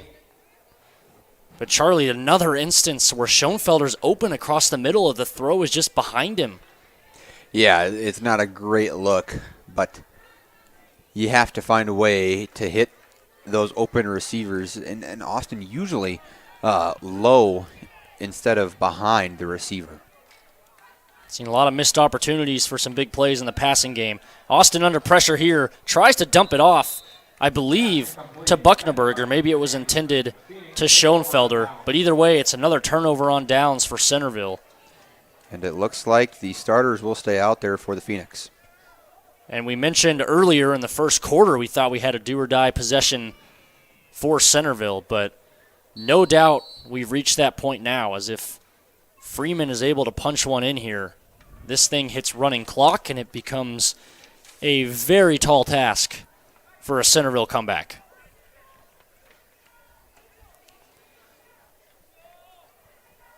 A fun little formation here. Trips.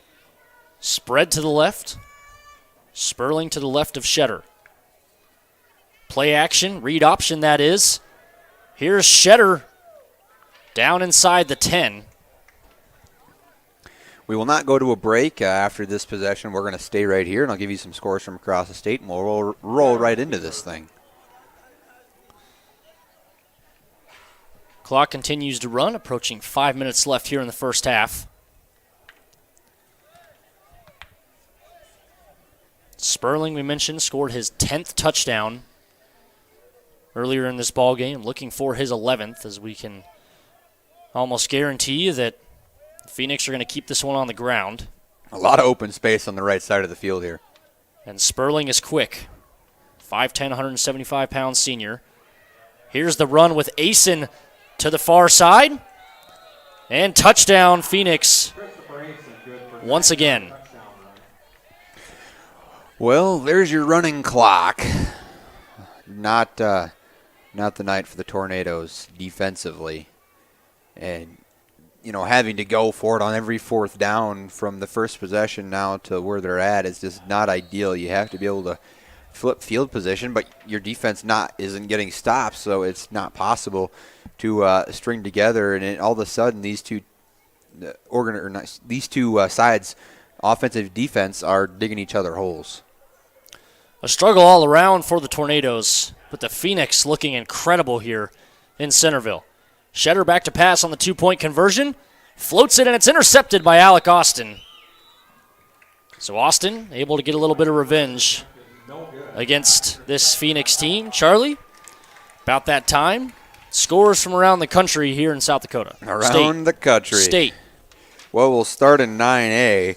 Not a whole lot going on as far as upsets. One big one to look at. Woolsey Wessington over Bonhomme by 8. Gave a violent 37-6 over Sioux Falls Lutheran. Falkland area leads North Central 30-0. Here's the big one. Hill City leads Phillip 40-0. That's a very interesting score. Harding County Bison leads Dupree by 6. 1 minute left to go in the second quarter. That one's a lot closer than the guy figured. New Underwood leads Lyman by 8. Wall leads Jones County by 49, nearly approaching Mercy Rule time. Ipswich leads Hitchcock Tulare 22-8. Warner leads Redfield 35-0. Esteline Hendricks leads Dubrook area 6-0. Howard only leads Hanson by 15 at the half. So that's interesting. Go Beavers. Other scores, Castlewood leads Waverly South Shore 38-3. Lemon McIntosh is tied with Timberlake 8-8. Parkston leads Platte Geddes 34-0. Scores from 9AA.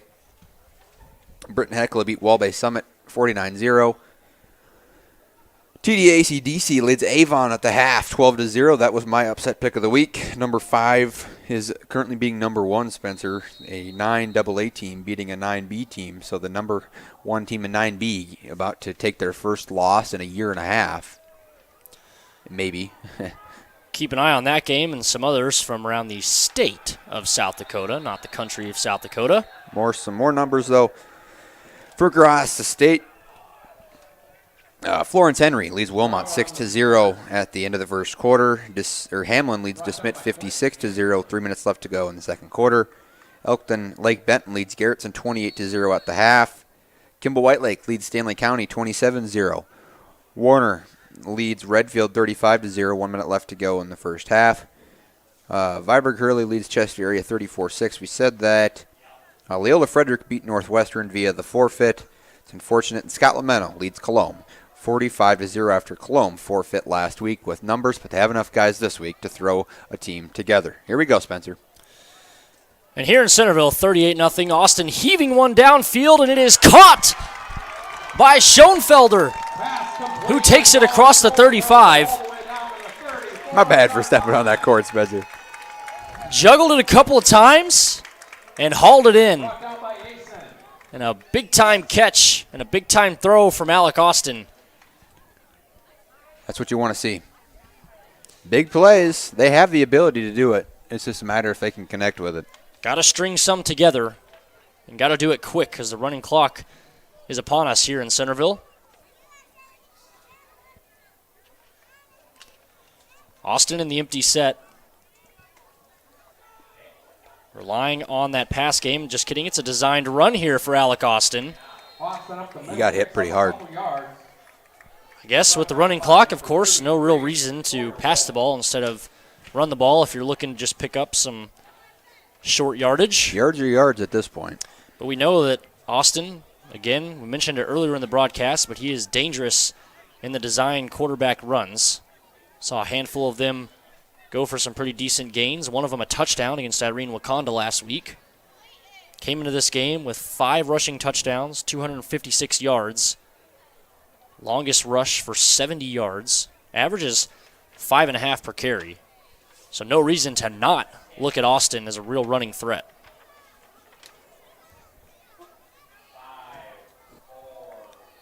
Play clock winding down. Austin snaps it, heaves one up, far side, caught by Miles Eide. Austin's pass complete to Miles Eide. So we've seen glimpses of it all game, and It's finally there. Centerville starting to put some together late in this first half. Yeah, something's there. Something's starting to click. Unfortunate you're down 38 when it's starting to happen, though. We talked to Doug Edberg a little bit before this game. He said the big key was going to be defense, and already up 38-0 is Freeman. So again, all this offense is great for Centerville, but going to have a defensive response to go with it if you want to get back into this ballgame. Eide sent out in motion. Austin wanted to go that way, rolls out to his left, still looking to throw, but is brought down, and he lost the football. And it looks like it's going to be recovered by Centerville. See that one again. Austin on the keeper, no gain on the Looks like it might have been Jackson Westra who jumped on it. Yes, it was. But yeah, that ball was out.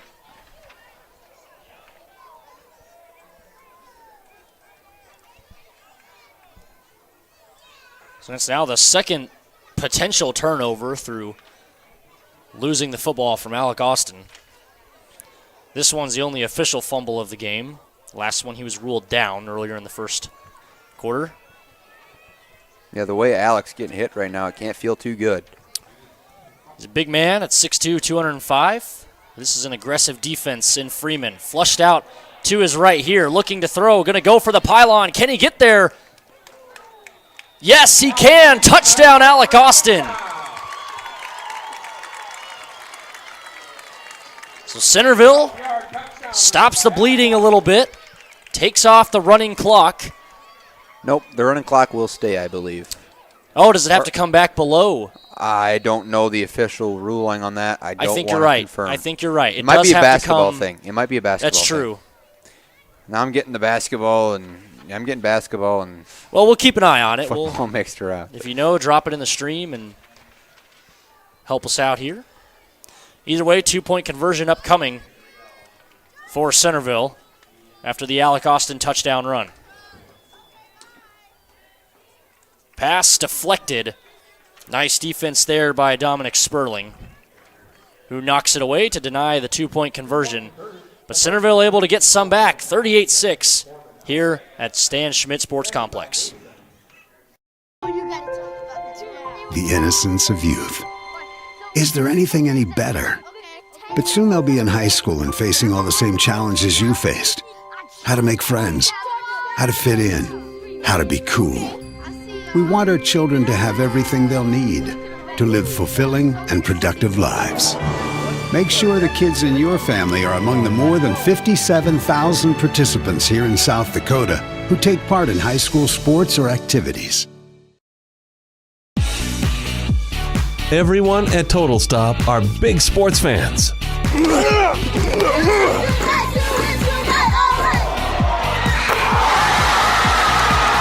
And they want to wish the very best to the participating teams and their loyal fans. Don't forget to stop at your local Total Stop for your gas and grocery needs. Plus, get Total Stop rewards by downloading the app. To get more information, go to TotalStopFoodStore.com.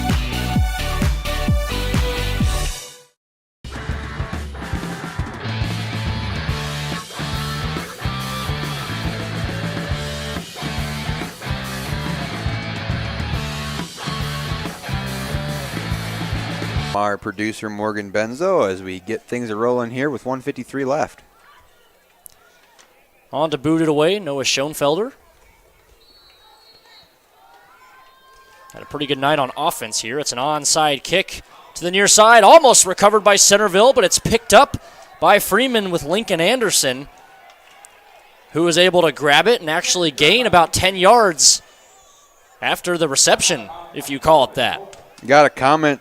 Spencer Morgan says, just a note from Freeman to say that you guys are doing a great job, amazing production that you should be proud of. Thank you. Well, we really appreciate that. We put a lot more time than the usual production people do into the preparation for this and the graphics that we have, as well as everything else, the tidbits we know, and it's a great thing, but it doesn't happen without the coaches from both teams, so we got to put it back on them. It starts with them and giving us the information that we have so that we can deliver the best broadcast to the viewers at home. Piggybacking off of that, Charlie, thanks to everybody tuning in. It means a lot to have you along, and like Charlie says, we do kind of bust our butts a little bit to try and deliver some good broadcasts for you all out there. Yeah, Spencer and I, we started doing basketball together last year in Centerville. It's been a fun time getting to know each other and then really building chemistry, especially like, there's certain intricacies, when you're with someone and you call games with them. You understand a person, you understand how people talk, and we can bounce off one another and really tell the story of a game like the one we have tonight. It's an awesome thing to be able to do this, and means a ton to hear it back from any viewers. So shout out to those commenting. After the flag, brings up a 1st and long, 1st and 20 to be exact here for Freeman.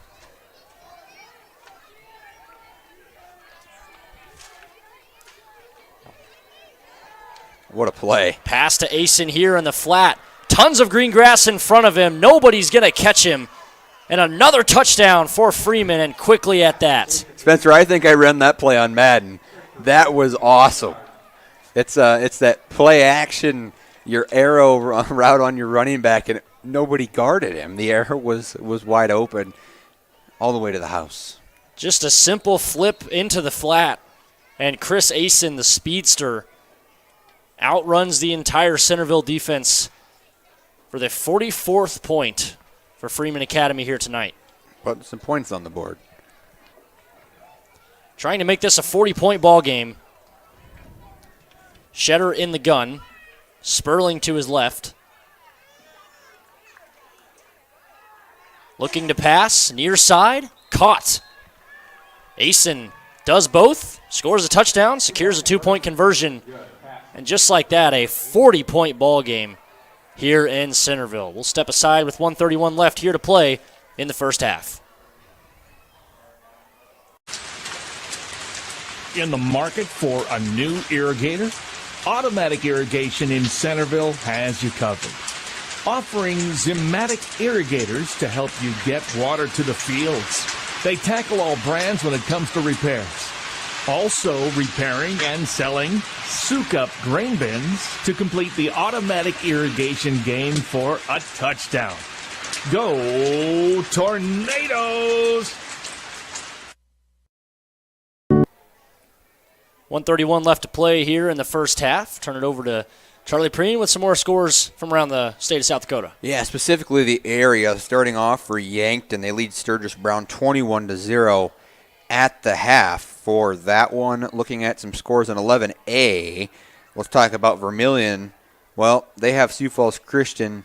They're down 29-0 at the half. So a lot of room to work there, but Vermilion has to get going if they want to come back into this one at all. Spencer, 11B, maybe an upset watch. Winner only leads Mount Vernon Plankington by 8 after the half. ID fields this one, and nowhere to go, swallowed up by the coverage team of Freeman.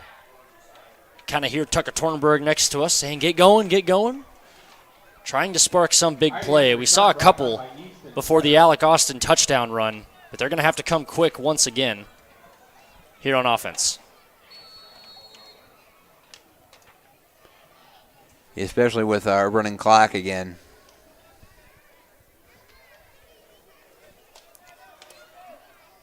(46-6), a 40-point lead for Freeman. Able to add 2 more onto the lead after they converted the 2-point conversion and stopped Centerville from converting theirs. Austin in the gun. Quick pass to Bucknaberg, incomplete. That'll stop the clock. Maybe. Should it? I don't know. think it should. I don't think it should either, but it stopped. Clock favors the Tornadoes here. 1:20 and not counting here in the second quarter. Austin had Bucknaberg there, just led him too far in front. Didn't quite get it to him. 2nd and 10 from the 20.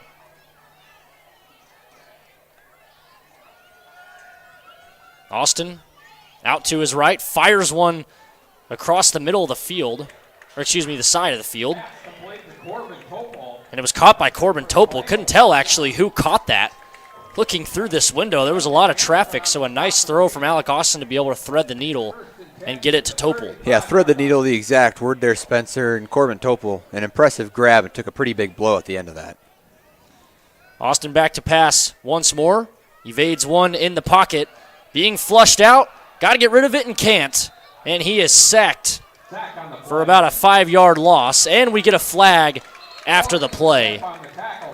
And I believe this is going to be on Freeman.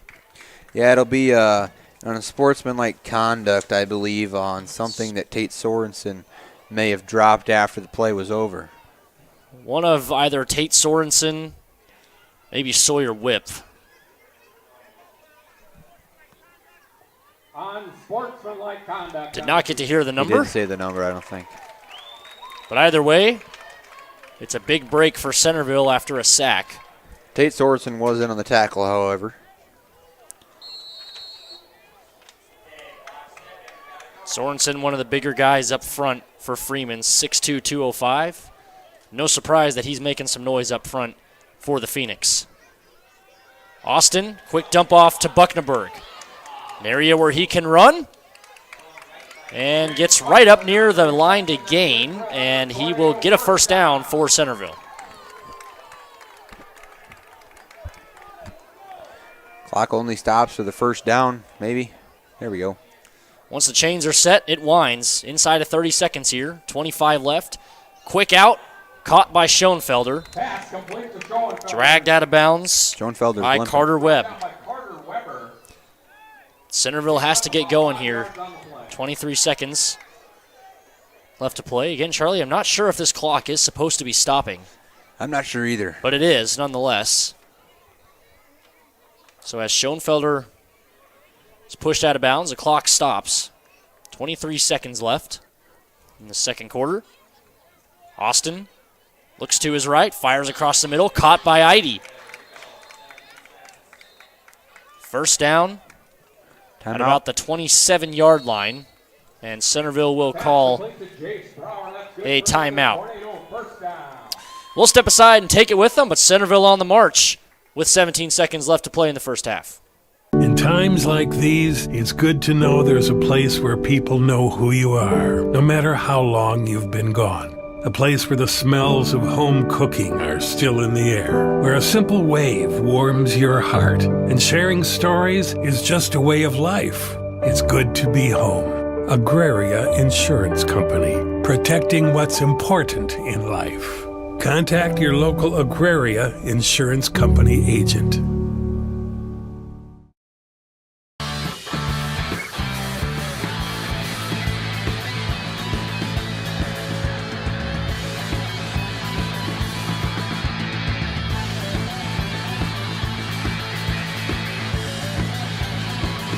They have the big playability, Spencer. They've showed that multiple times in this game and specifically throughout the year.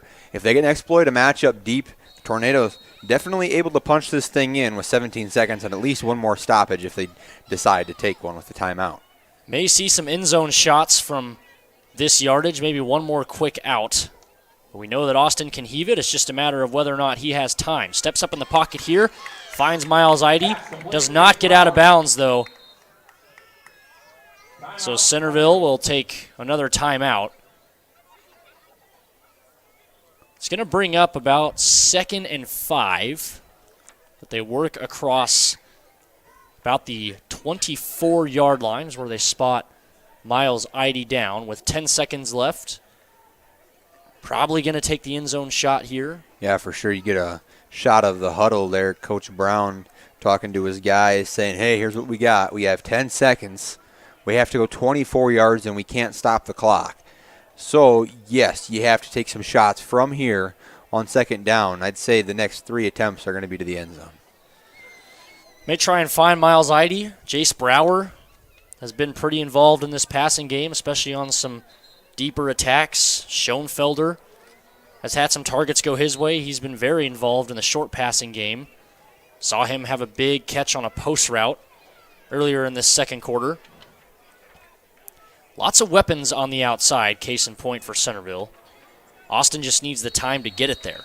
Stick around for our halftime show and then next 10 seconds of game time, as well as looks like we're going to have some junior cheerleaders down here, Morgan. You better check that out.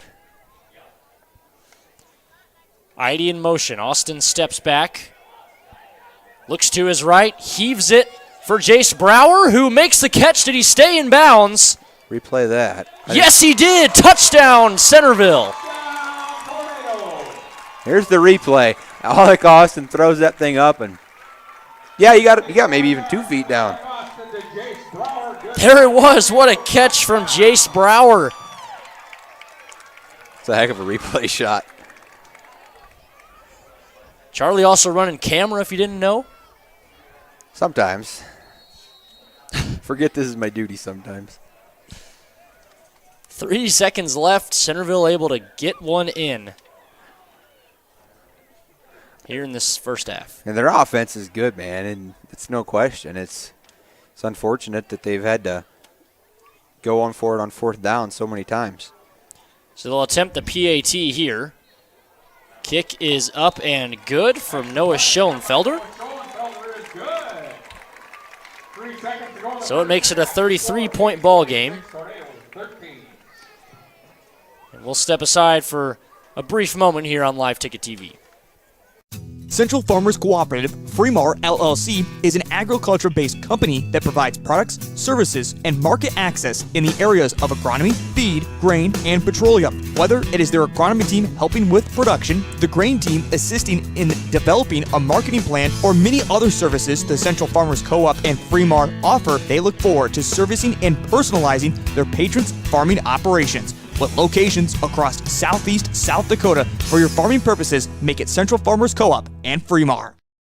This month in Grossenberg's calendar, it's their Kids Coloring Contest. If your kid is 6 to 12 years old, they can color the page on the calendar and bring it in to your local Grossenberg location, where their staff will judge, and your kid could win a $100 gift certificate for John Deere merchandise. See any of their 9 Grossenberg locations and get your kid what they want most, $100 in John Deere merchandise, with their coloring contest only at Grossenberg Implement.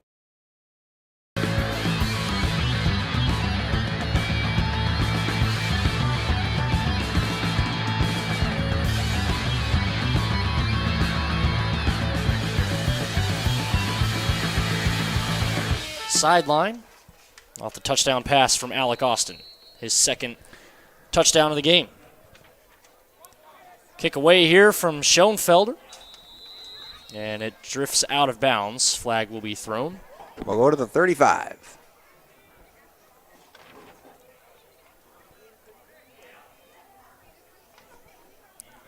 (46-13) your score. May see a play run here from Freeman. Do they take knees off him here, Charlie? I bet they will. Well, unless it's the second stringers. I don't think it is. Nope. I think it'll be a knee taking place. Given the threat of this Centerville offense, I feel like it's maybe standard to keep the starters in for Freeman, as Centerville's offense starting to come together a little bit. Again, it kind of feels like they should have more points on the board given how this game has gone. Shetter, play action. Little slip screen here. And finally run out of bounds is Tate Sorensen. And we get another flag here after the play. And it sounded like it was going to be on Freeman. Alec Austin has gotten into a couple minor confrontations with some Freeman players that have resulted in Freeman flags. And it is an unsportsmanlike conduct issued to Freeman. So that will be assessed after this half. 12 minutes of halftime, though. We're going to step aside for a couple. When we come back, we'll have some stats and analysis for you here on Centerville Tornadoes Live and some scores from around the area.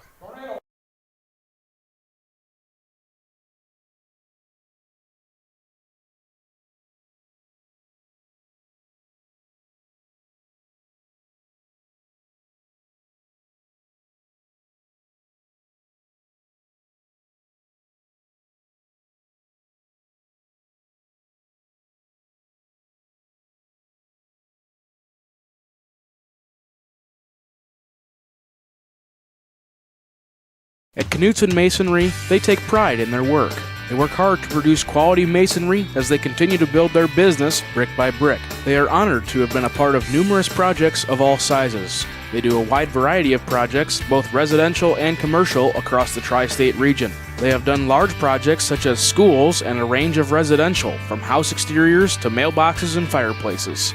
Knutson Masonry is proud to have served so many satisfied customers and are proud supporters of the Tornadoes.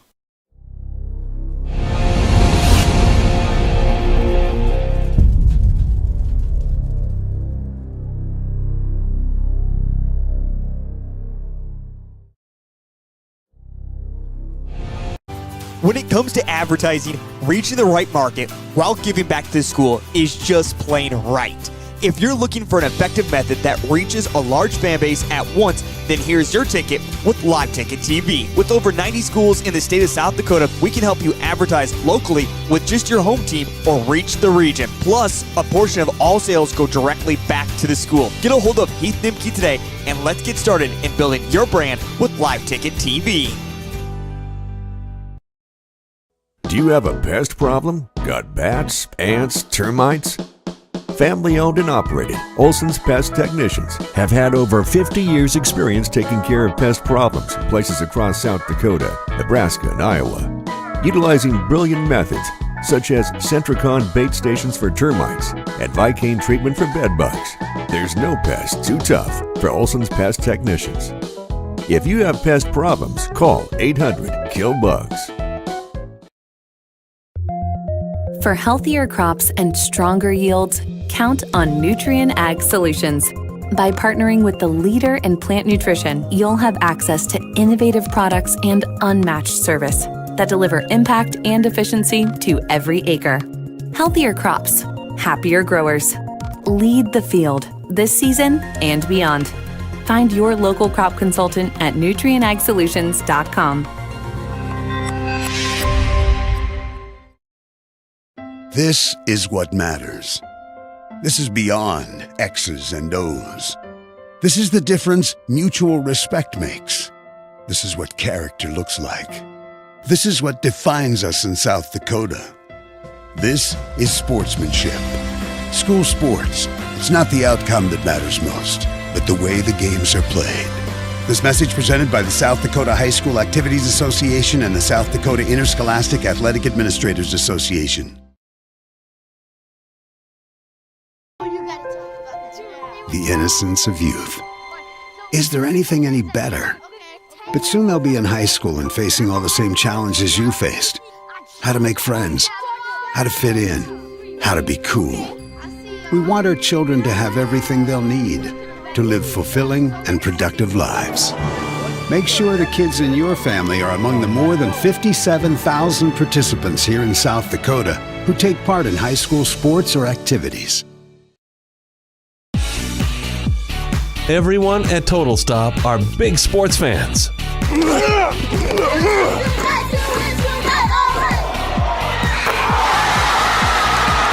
And they want to wish the very best to the participating teams and their loyal fans. Don't forget to stop at your local Total Stop for your gas and grocery needs. Plus, get Total Stop rewards by downloading the app. To get more information, go to TotalStopFoodStore.com.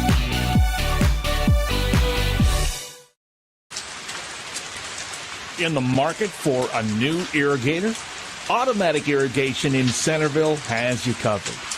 Offering Zimmatic irrigators to help you get water to the fields. They tackle all brands when it comes to repairs. Also repairing and selling soak-up grain bins to complete the automatic irrigation game for a touchdown. Go Tornadoes!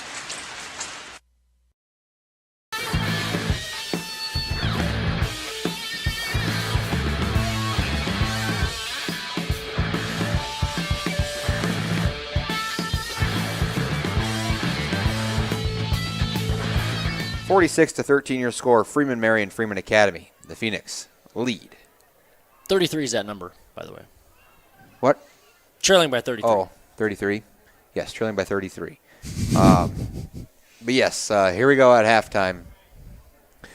Scores from 9A and 9AA, as well as some other interesting ones from across the state. Woolsey Wessington leads Bon Home 24-8. 1 minute left to go in the first half. Gaveville Vollen defeated Sioux Falls Lutheran 37-12. Freeman Marion, that's our game. Hill City leads Phillip by 53 with 1 minute left to go. That'll head to the Mercy Rule. Falkton area leads North Central 36-0. 2 minutes left to go in the second quarter. Wall leads Jones County 49-8 at the end of the first half. New Underwood leads Lyman 22-14 at the end of the first half. Harding County Bison leads Dupree 20-8. 9 minutes left to go third quarter. Ipswich leads Hitchcock-Tulare 28-8. 1 minute left to go in the half. Warner leads Redfield 42-0. 6 minutes left to go in the third quarter. Esteline Hendricks leads Dubrook area 20-0. 1 minute left to go in the third quarter. Number 4 Viborg Hurley 48. Chester area 12 at the end of the first half. I think that was one game that a lot of folks had eyes on across the state. But Viborg Hurley, a good team for sure. Howard now leads Hanson 21-0. 5 minutes left to go. Third quarter. Castlewood leads Waverly South Shore 54-3. 5 minutes left to go second quarter. Lemon McIntosh leads Timberlake by 8. 11 minutes left to go third quarter. Parkston leads Platte Geddes 34-6. 6 minutes left to go third quarter. In Class 9AA, Woolsey Wessington leads Bon Home by 10. 10 minutes left to go third quarter. Britton Heckle defeated Wabash Summit 49-0. Avon now leads Trip Delmont Armor 16-12. 3 minutes left to go in the third quarter. That one's going to be close and come down to the wire. Hill City leads Phillip 53-0. 2 minutes left to go. Florence Henry leads Wilmot 6-0 at the end of the first quarter. Hamlin leads DeSmit 64-0, defeated them 64-0. New Underwood leads Lyman 22-14 at the half. Elkton Lake Benton leads Garrettson 42-0. Kimball White Lake leads Stanley County 34-0 at the half. Warner leads the Redfield by 42 with 5 minutes left to go in the third quarter. And Parkston leads Platte Geddes 34-6. Scotland Meadow defeated Cologne by the Mercy Rule 51-0. Kadoka area defeated Bennett County 16-6. 8 minutes left to go in the second quarter. An update from 11B. The only real close game from across the state was number 1 versus number 5, but Winter now leads Mount Vernon Plankton by 16 with 1 minute left to go in the third quarter. Elk Point Jefferson taking it to Wagner. Those are your only real close matchups from across the state, specifically in the class. And Bridgewater Emory and McCook Central Montrose locked up at 20 apiece. Dakota Valley leads Beersford by 1 as well. That's one thing to keep an eye on. Taking a look around Class 11A as we're moving up. Lennox leads Canton by 10, 9 minutes left to go third quarter. And it's still at the half, but Sioux Falls Christian leads Vermilion 29-0 in the Dakota Dome. Rapid City Christian defeated Lakota Tech 53-0, and Del Rapids leads West Central 19-0. 7 minutes left to go in the third quarter. Madison leads Tri-Valley 14-6. 10 minutes left to go in the third quarter. Looking up into 11A or 11AA, Huron defeated Douglas 36-0. Aberdeen Central leads Mitchell 21-0 in their homecoming. 7 minutes left to go in the third quarter. O'Gorman leads Pierre TF Riggs by 21. 9 minutes left to go in the third quarter. So Pierre TF Riggs about to drop to 2-4 for the first time in literally my lifetime, maybe even longer. Pierre is going to lose, or at least have a 500 season for the first time in a long, long time. They're the 7-time defending state champions in the class, and they are having a down year for Pierre, which isn't bad, but weird for them. Yankton leads Sturgis Brown 21-0. 11 minutes left to go in the third quarter. And upset alert in 11AA. Number 5, Spearfish leads number 1, Watertown by 1 with 5 minutes left to go in the third quarter. Also, Brookings leads T Area by 10, 6 minutes left to go in the third quarter. Let's look at AAA real quick. Jefferson defeated Stevens by 43. Holy crap, get this. Rapid City Central defeated Washington 3-0. Wow. The over-under was 2.5. Harrisburg defeated Sioux Falls Roosevelt 49-13. And Brandon Valley, the big game tonight. Whoa, this is a big shocker to me. Brandon Valley leads Sioux Falls Lincoln 24-7 with 4 minutes left to go in the second quarter. I really had Lincoln as my team to beat in the class, and I had Lincoln winning the game tonight as well. So very interesting scores from across the state. We appreciate you tuning in. Again, Spencer, let's do a quick synopsis of what we have witnessed so far. The Tornadoes halted on defense, or halted on offense, and just couldn't get anything going on defense. Well, it was a tale of the big play. I mean, it's okay to give up, 5 or 10 yards here and there, but just could not limit the Phoenix from picking up, 80-yard runs, 70-yard runs, big-time passes. It just seemed like tackling was a big issue. It felt like a couple of the runs that Dominic Sperling had from the backfield, he was met close to the line of scrimmage by a couple of Tornadoes, but was able to spin his way out of many tackles and break away down the sideline. So it's really just been a tale of big plays and the Phoenix executing. For sure. Now we're going to step aside when we come back. Second half action here in the Stan Schmidt Sports Complex. So we appreciate you tuning in. We'll be back right after this for second half action. In times like these, it's good to know there's a place where people know who you are, no matter how long you've been gone. A place where the smells of home cooking are still in the air, where a simple wave warms your heart, and sharing stories is just a way of life. It's good to be home. Agraria Insurance Company, protecting what's important in life. Contact your local Agraria Insurance Company agent. Central Farmers Cooperative, Freeman LLC, is an agriculture-based company that provides products, services, and market access in the areas of agronomy, feed, grain, and petroleum. Whether it is their agronomy team helping with production, the grain team assisting in developing a marketing plan, or many other services the Central Farmers Co-op and Freeman offer, they look forward to servicing and personalizing their patrons' farming operations. With locations across southeast South Dakota, for your farming purposes, make it Central Farmers Co-op and Freeman. This month in Grossenberg's calendar, it's their Kids Coloring Contest. If your kid is 6 to 12 years old, they can color the page on the calendar and bring it into your local Grossenberg location, where their staff will judge, and your kid could win a $100 gift certificate for John Deere merchandise. See any of their 9 Grossenberg locations and get your kid what they want most, $100 in John Deere merchandise, with their coloring contest only at Grossenberg Implement.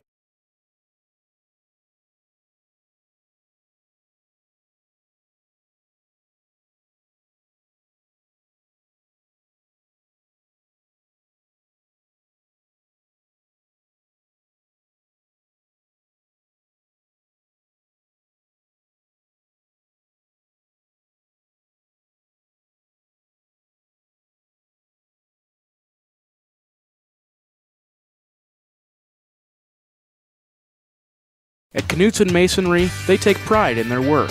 They work hard to produce quality masonry as they continue to build their business brick by brick. They are honored to have been a part of numerous projects of all sizes. They do a wide variety of projects, both residential and commercial, across the tri-state region. They have done large projects such as schools and a range of residential, from house exteriors to mailboxes and fireplaces.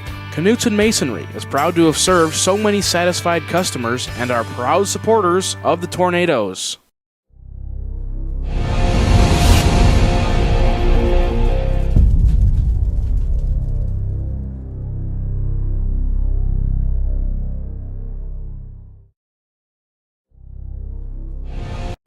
When it comes to advertising, reaching the right market while giving back to the school is just plain right. If you're looking for an effective method that reaches a large fan base at once, then here's your ticket with Live Ticket TV. With over 90 schools in the state of South Dakota, we can help you advertise locally with just your home team or reach the region. Plus, a portion of all sales go directly back to the school. Get a hold of Heath Nimke today, and let's get started in building your brand with Live Ticket TV. Do you have a pest problem? Got bats, ants, termites? Family owned and operated, Olson's Pest Technicians have had over 50 years experience taking care of pest problems in places across South Dakota, Nebraska, and Iowa. Utilizing brilliant methods such as Centricon bait stations for termites and Vicane treatment for bed bugs, there's no pest too tough for Olson's Pest Technicians. If you have pest problems, call 800-KILL-BUGS.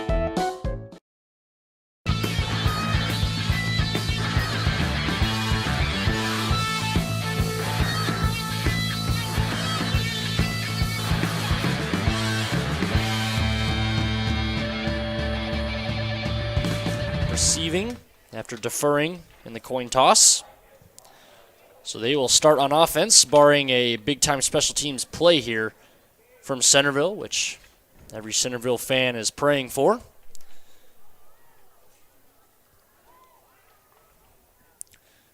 Booting it away, Schoenfelder.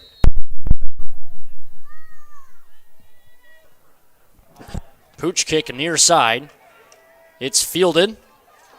And now taken to the far side. There's going to be a lot of laundry. Lots of flags on the field as Luke Peters goes down the far sideline. And there is, as you said, a lot to unpack here. Well, it comes down to a block in the back. Maybe Most two. likely, it's generally what you get on a kick return. It's a nice return from Peters, reversing the field. Flags on the play. But it's going to come back.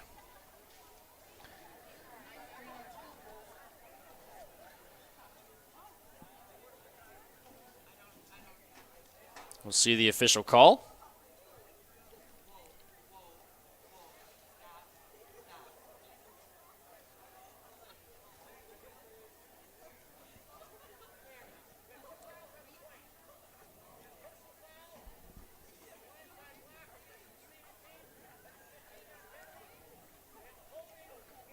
So a blindside block and holding called against Freeman in the same play. I got to see the blindside block for sure. So 15 yards assessed.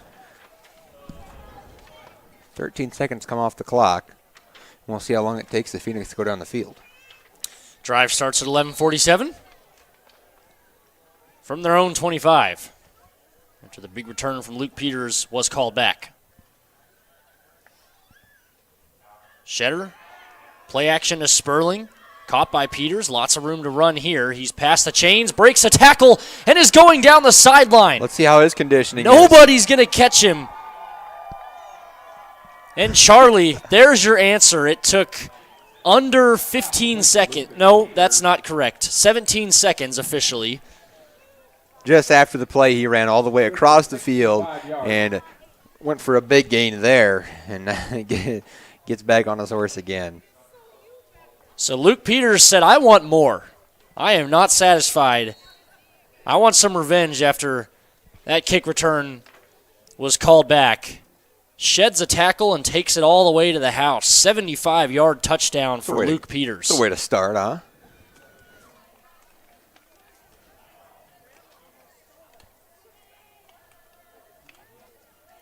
Two-point conversion on the way. Shetter fakes it to Sperling and an easy pitch and catch between him and Chris Asen to go up 54-13 here.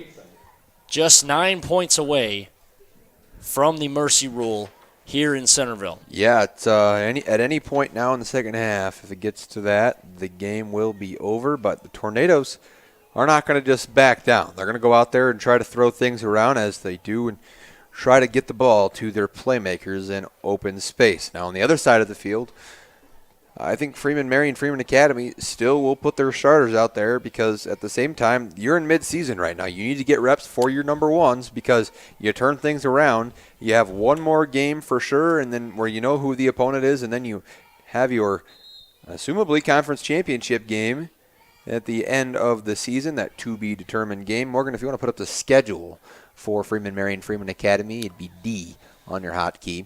But there it is. So they take on Centerville today and then go to Irene Wakanda next week. And then that to-be-determined game was told today, earlier today that if Freeman Marion Freeman Academy were to win the game, they would be competing for the championship title in the conference. So a big game for Freeman Marion Freeman Academy today to get to that big game at the end of the season. That one taking place on the 18th of October. We're in October, Spencer. We are. Playoff baseball is upon us. I don't know who's playing tonight. Watched a little bit of it this week. Obviously, we're about to hit the big crossover in the season. We got playoff baseball. NBA season starts this month. Hockey season starts this month. And, of course, football season well underway. Here's a nice return out across the 30-yard line for the Tornadoes. Tackling at a premium. True tonight. As Brower is officially marked down at the 37. Carter Weber in there to make the stop. But the Tornadoes have been in desperation time for a long time, but still have 2 possessions to work with for Freeman on offense as far as mercy rules are concerned. At 50 points, Freeman will be declared the winner of this ball game. Here's a pitch that almost mishandled by Buckneberg. A great recovery from him, able to make something out of almost a disastrous play. But he gains 2 on first down, brings up second and call it 8.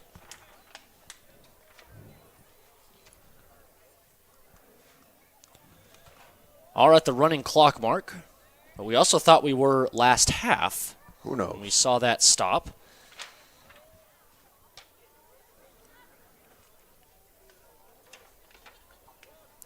Austin in the gun. Looks to his left, throws that way, and this one dropped by Miles Eide. Had 2 hands on it. One that he's going to want back. Would have put the Tornadoes out across the 50-yard line and into Phoenix territory. And so officially we do see the running clock active. So we head to about 9.5 minutes left in this third quarter.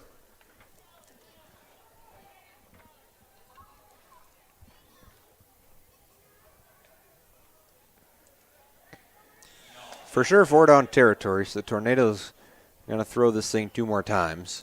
We've seen 4-down territory pretty much the entire game for Centerville. We've seen it go from 4th and 15. Here's a screen to Brower, who makes his way across the first down marker. Makes his way to the 49 officially and moves the chains for Centerville. So that screen is very effective for the Tornadoes. They keep that in your back pocket. They rely on it in some pretty tough situations. They go to it on some 3rd and longs. They go to it on 3rd and shorts. It's a very versatile play. Makes the defensive backs honest for sure. We mentioned they seem to play pretty soft, especially playing soft now with a 41-point lead. Eide in motion. Takes it here, nowhere to go though, and he is dropped well behind the line. Going to be a loss of about 4.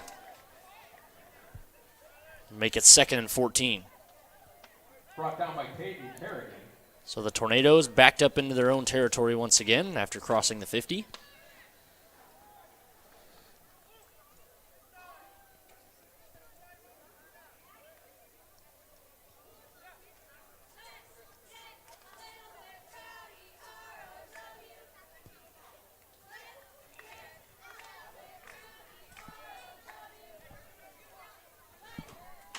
They'll set up trips to the left here. Austin and the offense taking a fair amount of time.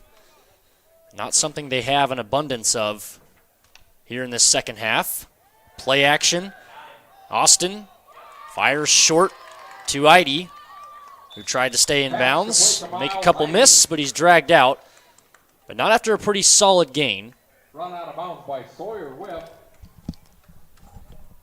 They'll mark him about 3 to 4 yards short of the line to gain. Brings up third and manageable from the Phoenix 43.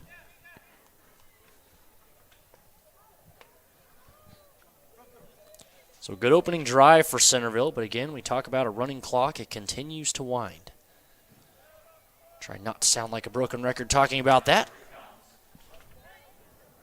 The lie formation action. Freeman showing some pressure here, and they'll get to Austin, but he fires it away, and it's dropped by Bucknerberg. And that'll set up 4th and 3. One of the more manageable fourth downs that Centerville has had in this ballgame. I'd say it's got to be the shortest.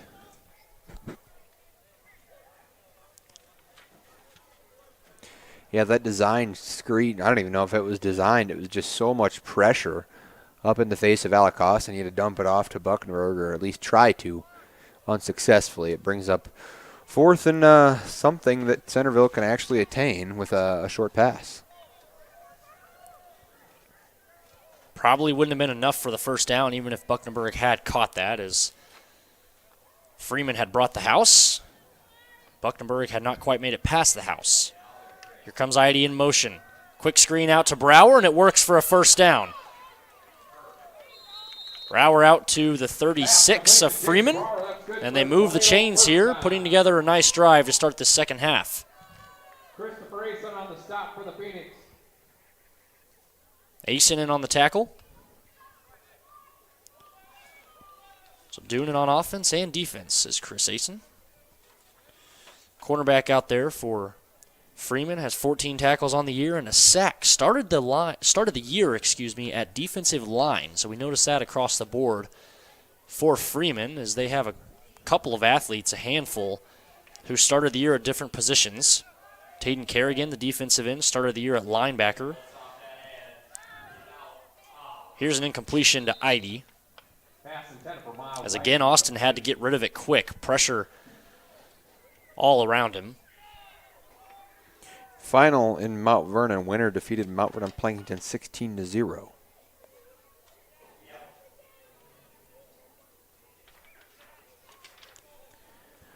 Courtesy of Ryan Deal 605.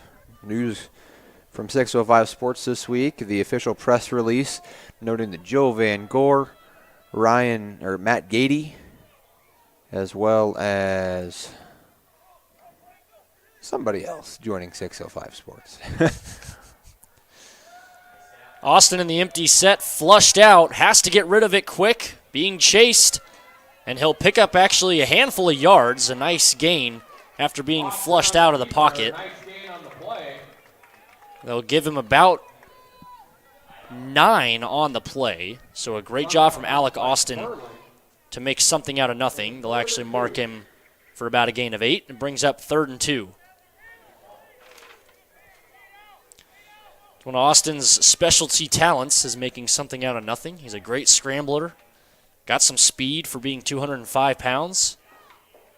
Saw me underestimating it right there, telling him he had to get rid of it, when in reality he had that thing dialed the whole way, outrunning the defensive line of Freeman. 3rd and 2, Eide in motion. Austin pump fakes the screen, looks deep here, and incomplete, almost intercepted. It was intended for Schoenfelder and broken up by Carter Weber, the safety. Saw them run that exact play against Irene Wakanda, except Austin didn't actually get rid of it. But that time he was able to. Schoenfelder just couldn't come down with it.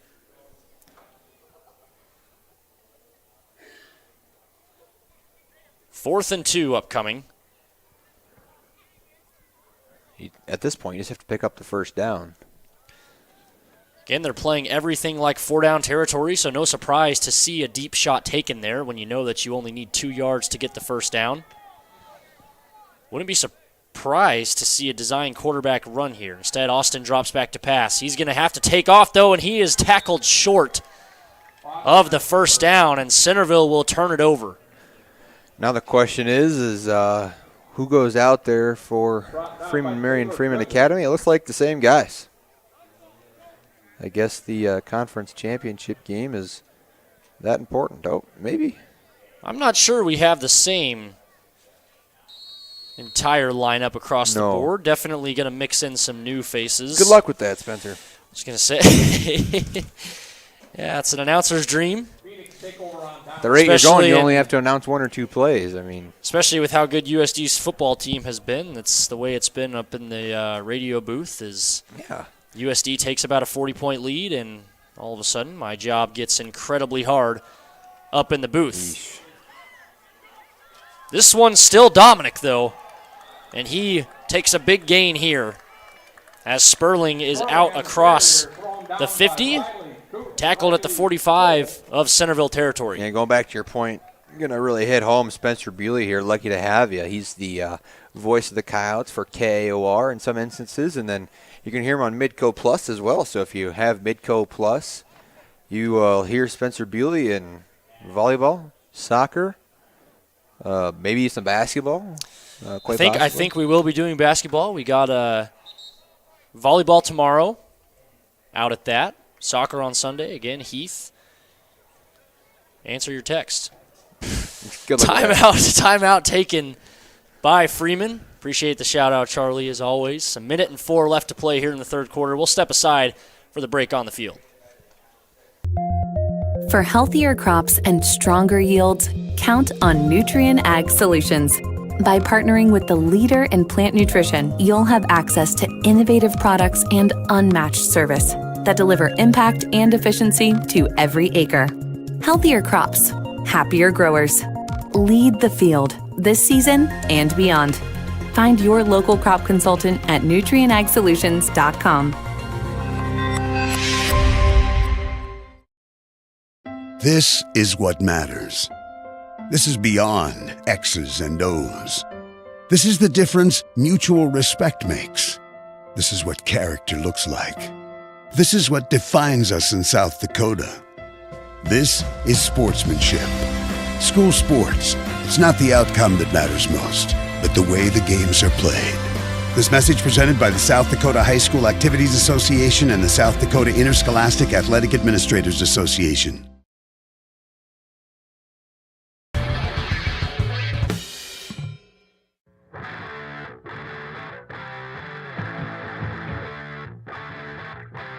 Walter might take this to the house on his first touch of the ball game, and he does.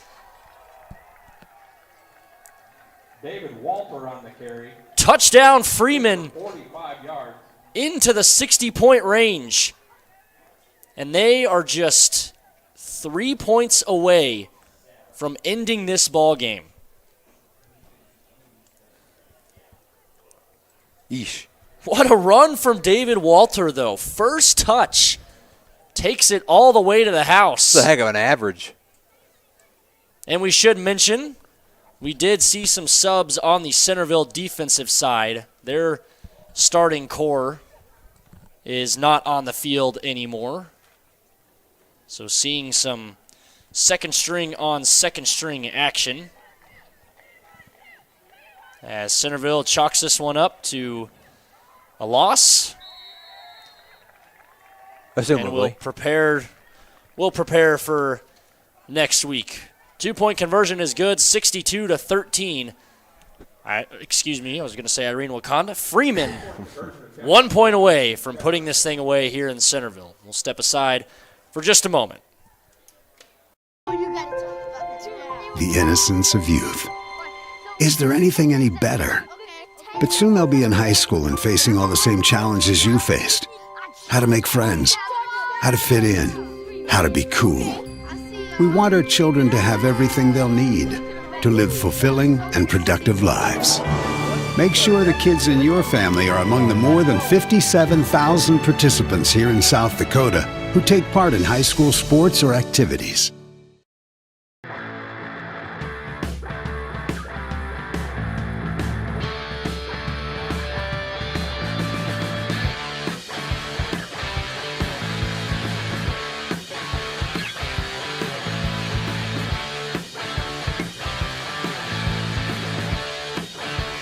Henry-esque last Derrick week. Henry-esque. First carry to the house. Yep, if he was 6'2", maybe 230, that would even be more Derrick Henry-esque. But yeah, put some weight on.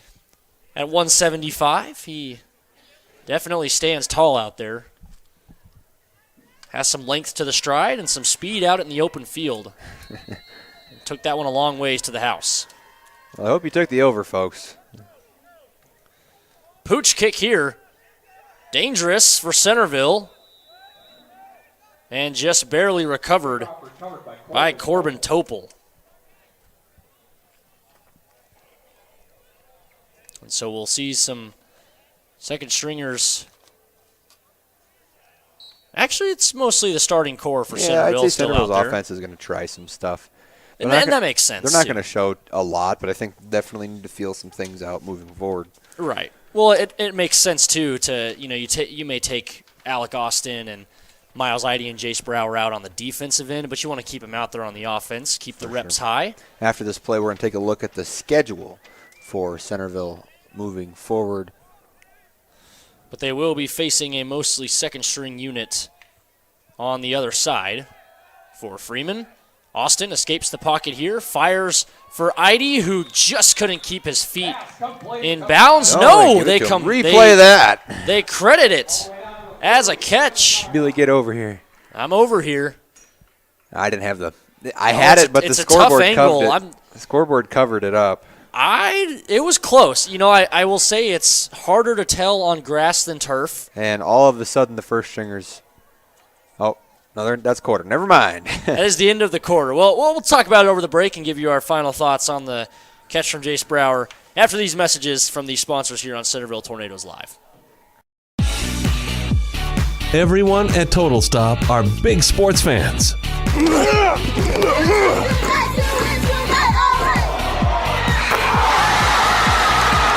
And they want to wish the very best to the participating teams and their loyal fans. Don't forget to stop at your local Total Stop for your gas and grocery needs. Plus, get Total Stop rewards by downloading the app. To get more information, go to TotalStopFoodStore.com.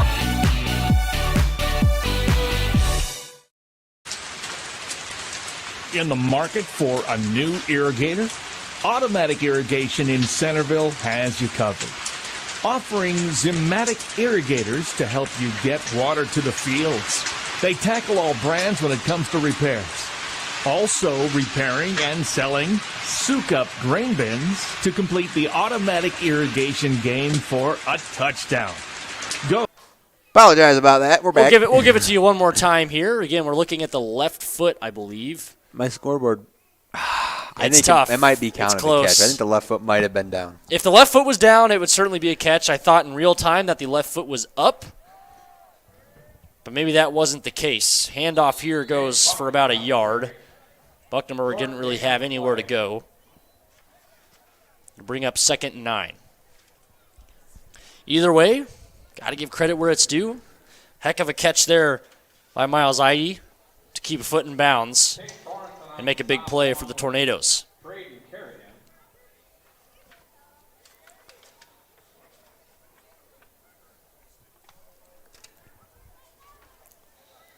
Centerville obviously in no hurry here.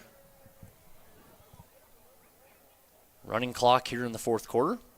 Should pretty much be playing a straight 12-minute session of football. Austin looks far side. Brower couldn't haul it in. Brings up a quick third down. Brings up 3rd and 9. 3rd and 9 will be from the Phoenix 47.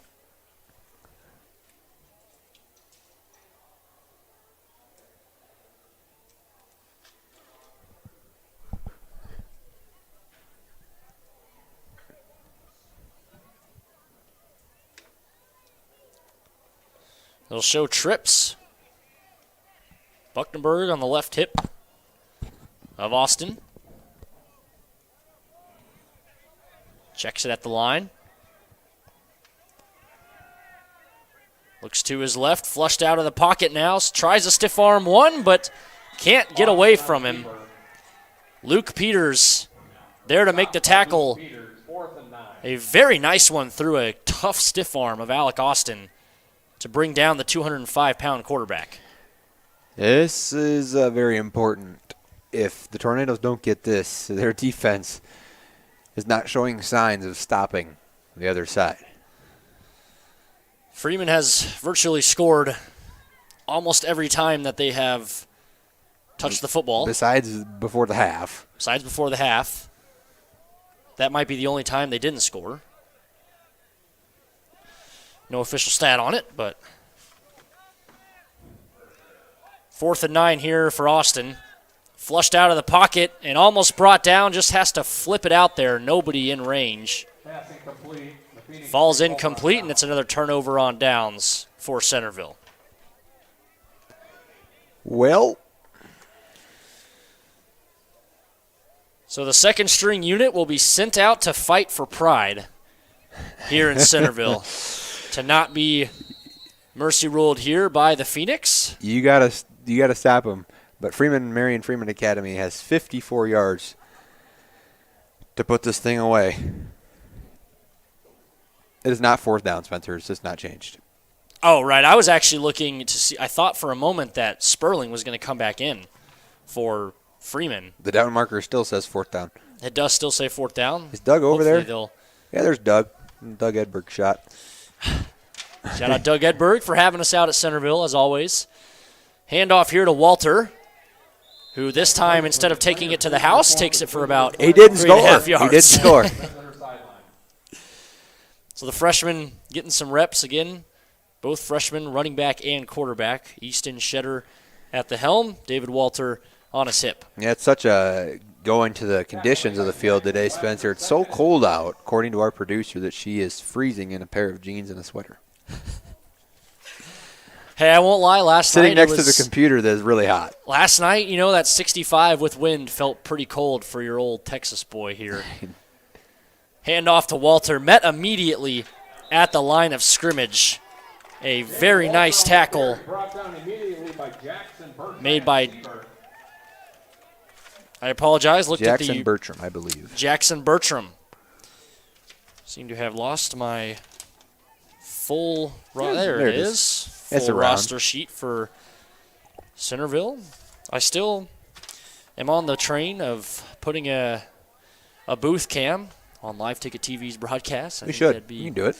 Pretty entertaining to have.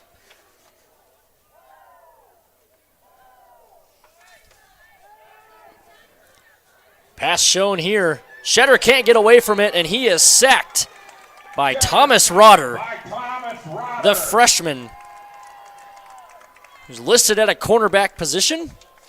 5'6", 130, makes his way into the backfield and brings down Easton Shedder to make it 4th and 12.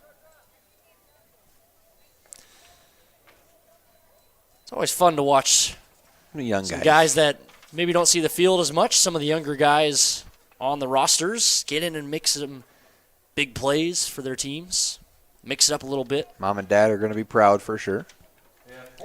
It makes for some good experience to take with you into next year. These times of the year are very important because if your younger guys never getting the experience, then you're looking at a rough start in the ensuing season. So, again, looking at the positives for Centerville. Depends on that spot. They're going to give it to him. I believe he did get there. He was kind of dragged forwards. So 4th and, what was it? So they convert the 4th and 12. Oh, man. 4th and 12 converted on the run. And it sets up 1st and 10 at the Centerville 43. Only 6 minutes left to go in this one. Clock moving quickly.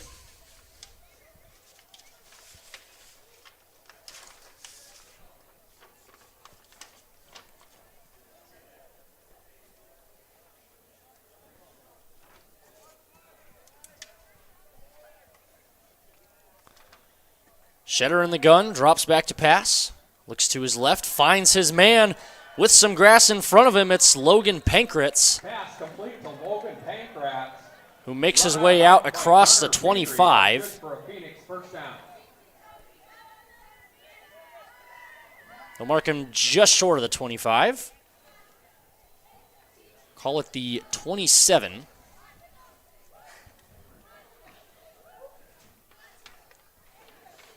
I hope they sing Hot to Go. That's what our producer is saying. USD Band has adopted that one. Shetter gives it to Walter. Met at the line of scrimmage and dragged forward for about a gain of 2. Walter on the carry. Brought down by Ty Cahoy and Gunnar Pingree.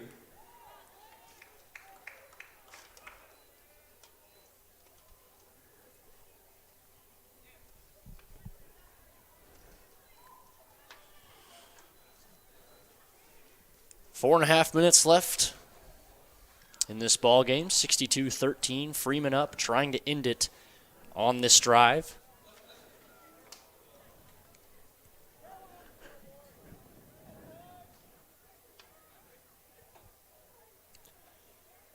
Shetter looks near side. Receiver slipped. Riley Gall, excuse me. Pass incomplete. Couldn't keep his footing. And it brings up 3rd and about 7. Zach Childress had a pick last week. That's pretty fun. In coverage there. Childress, the 5'10", 145-pound freshman. Backup quarterback for the Centerville team. In here at cornerback. Should have known he was a backup quarterback. He's got the towel in the front. It's always a dead giveaway. Shetter flushed out. Wants to go deep. Has a man, but overthrown. Intended for Titus Sperling. It'd be a flag. There's a flag in the backfield.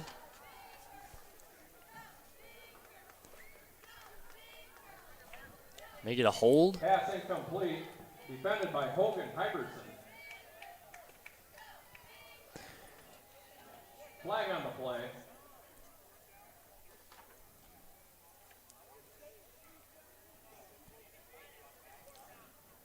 They're going to decline it and make it 4th down. So was it a hold officially? Yes, not well. I missed it again. Holding penalties declined. It's going to make it 4th and 8. 4th and 8 upcoming either way, barring a declined penalty. That clearly didn't matter that much.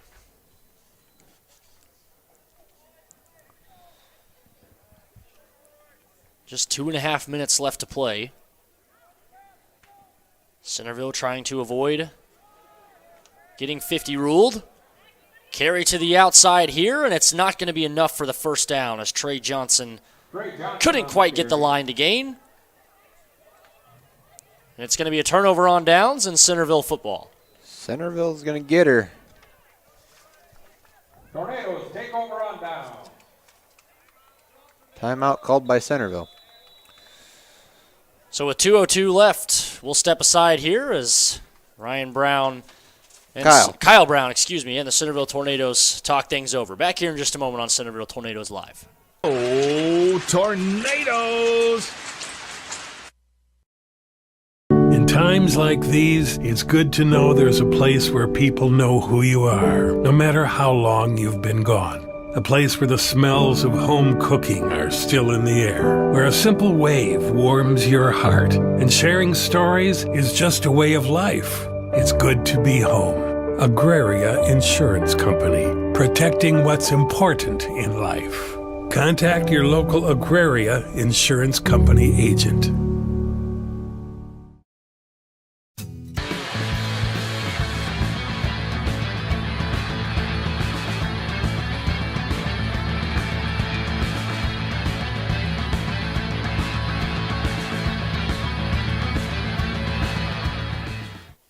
Second stringers take the field for one last possession here on either side, barring a quick turnover.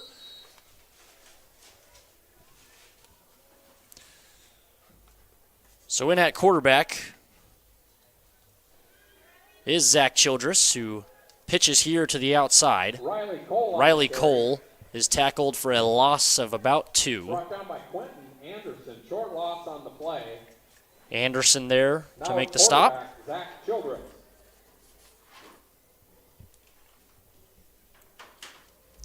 Second and 12 for the Tornadoes.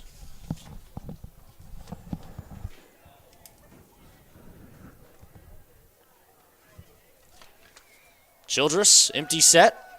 Rolls out to his left, looks downfield for Cole, who hauls it in. Cole out across the 50. A beautiful pass and catch from backup to backup. And Zach Childress and Riley Cole make some magic happen here with 2 minutes left. Hey, I mean, positive. It's positive. We'll take it.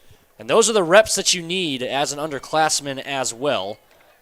Zach Childress, a freshman, Riley Cole, a sophomore, both not in the regular starting lineup. And Riley he'll find his way in there at points, but he's a very quick athlete. But either way, those are the types of reps that you take into the next season that just kind of knock the ice off you a little bit, so you're not so nervous or jittery when you get into a varsity game in the following year. You know that you've been there. You know that you can handle the stage and the moment. So great to see some young guys making some big plays out here for both teams. We get a penalty, false start on the Tornadoes. Just 30 seconds left to play. Childress, empty set, trips to his right, looks that way, fires towards the sideline, pass incomplete and picked off. And it's going to be taken all the way. It's a walk-off. A walk-off pick six. That's right. It's made by Trey Johnson, the freshman defensive back, who comes up with the game-ending interception. With 10 seconds returned left. for a touchdown. And with 10 seconds left, Freeman Marion Freeman Academy walks it off 68-13 by Mercy Rule. So we play 47 and 50 seconds, 47 minutes and 50 seconds of football today. That's amazing. All right, well, Billy, let's start our post game. Scores from across the state pretty much are the same. Where to start, Charlie? The scores from across the state really are the same. We had halftime just a moment ago. It was a running clock, and it went pretty quick. So nothing really changing across the state as I'm looking here. But I guess, Spencer, let's get out of here, man. The recap, defense. Defense, Doug 68 Edberg, points. you know, I passed Doug at halftime and walking down the stairs, and I said, Doug, you're darn right, it was defense. And he just said, yep, and kept on moving. I mean, it was a tale of whether or not Centerville could stop the Phoenix, and they couldn't, and then they couldn't really match the explosive plays on offense. That's what I expected coming into this game, Charlie, was an offensive battle. I expected Centerville to air it out downfield, and they did. They did a lot of that, but they missed a lot of opportunities where maybe receivers had a step or two on a defender and didn't have their heads turned, or Austin just couldn't quite hit him on the sideline. You know, a lot of positives to take away from the offense, a lot of great pitching catches in the short game, but overall just couldn't match the big plays of Freeman.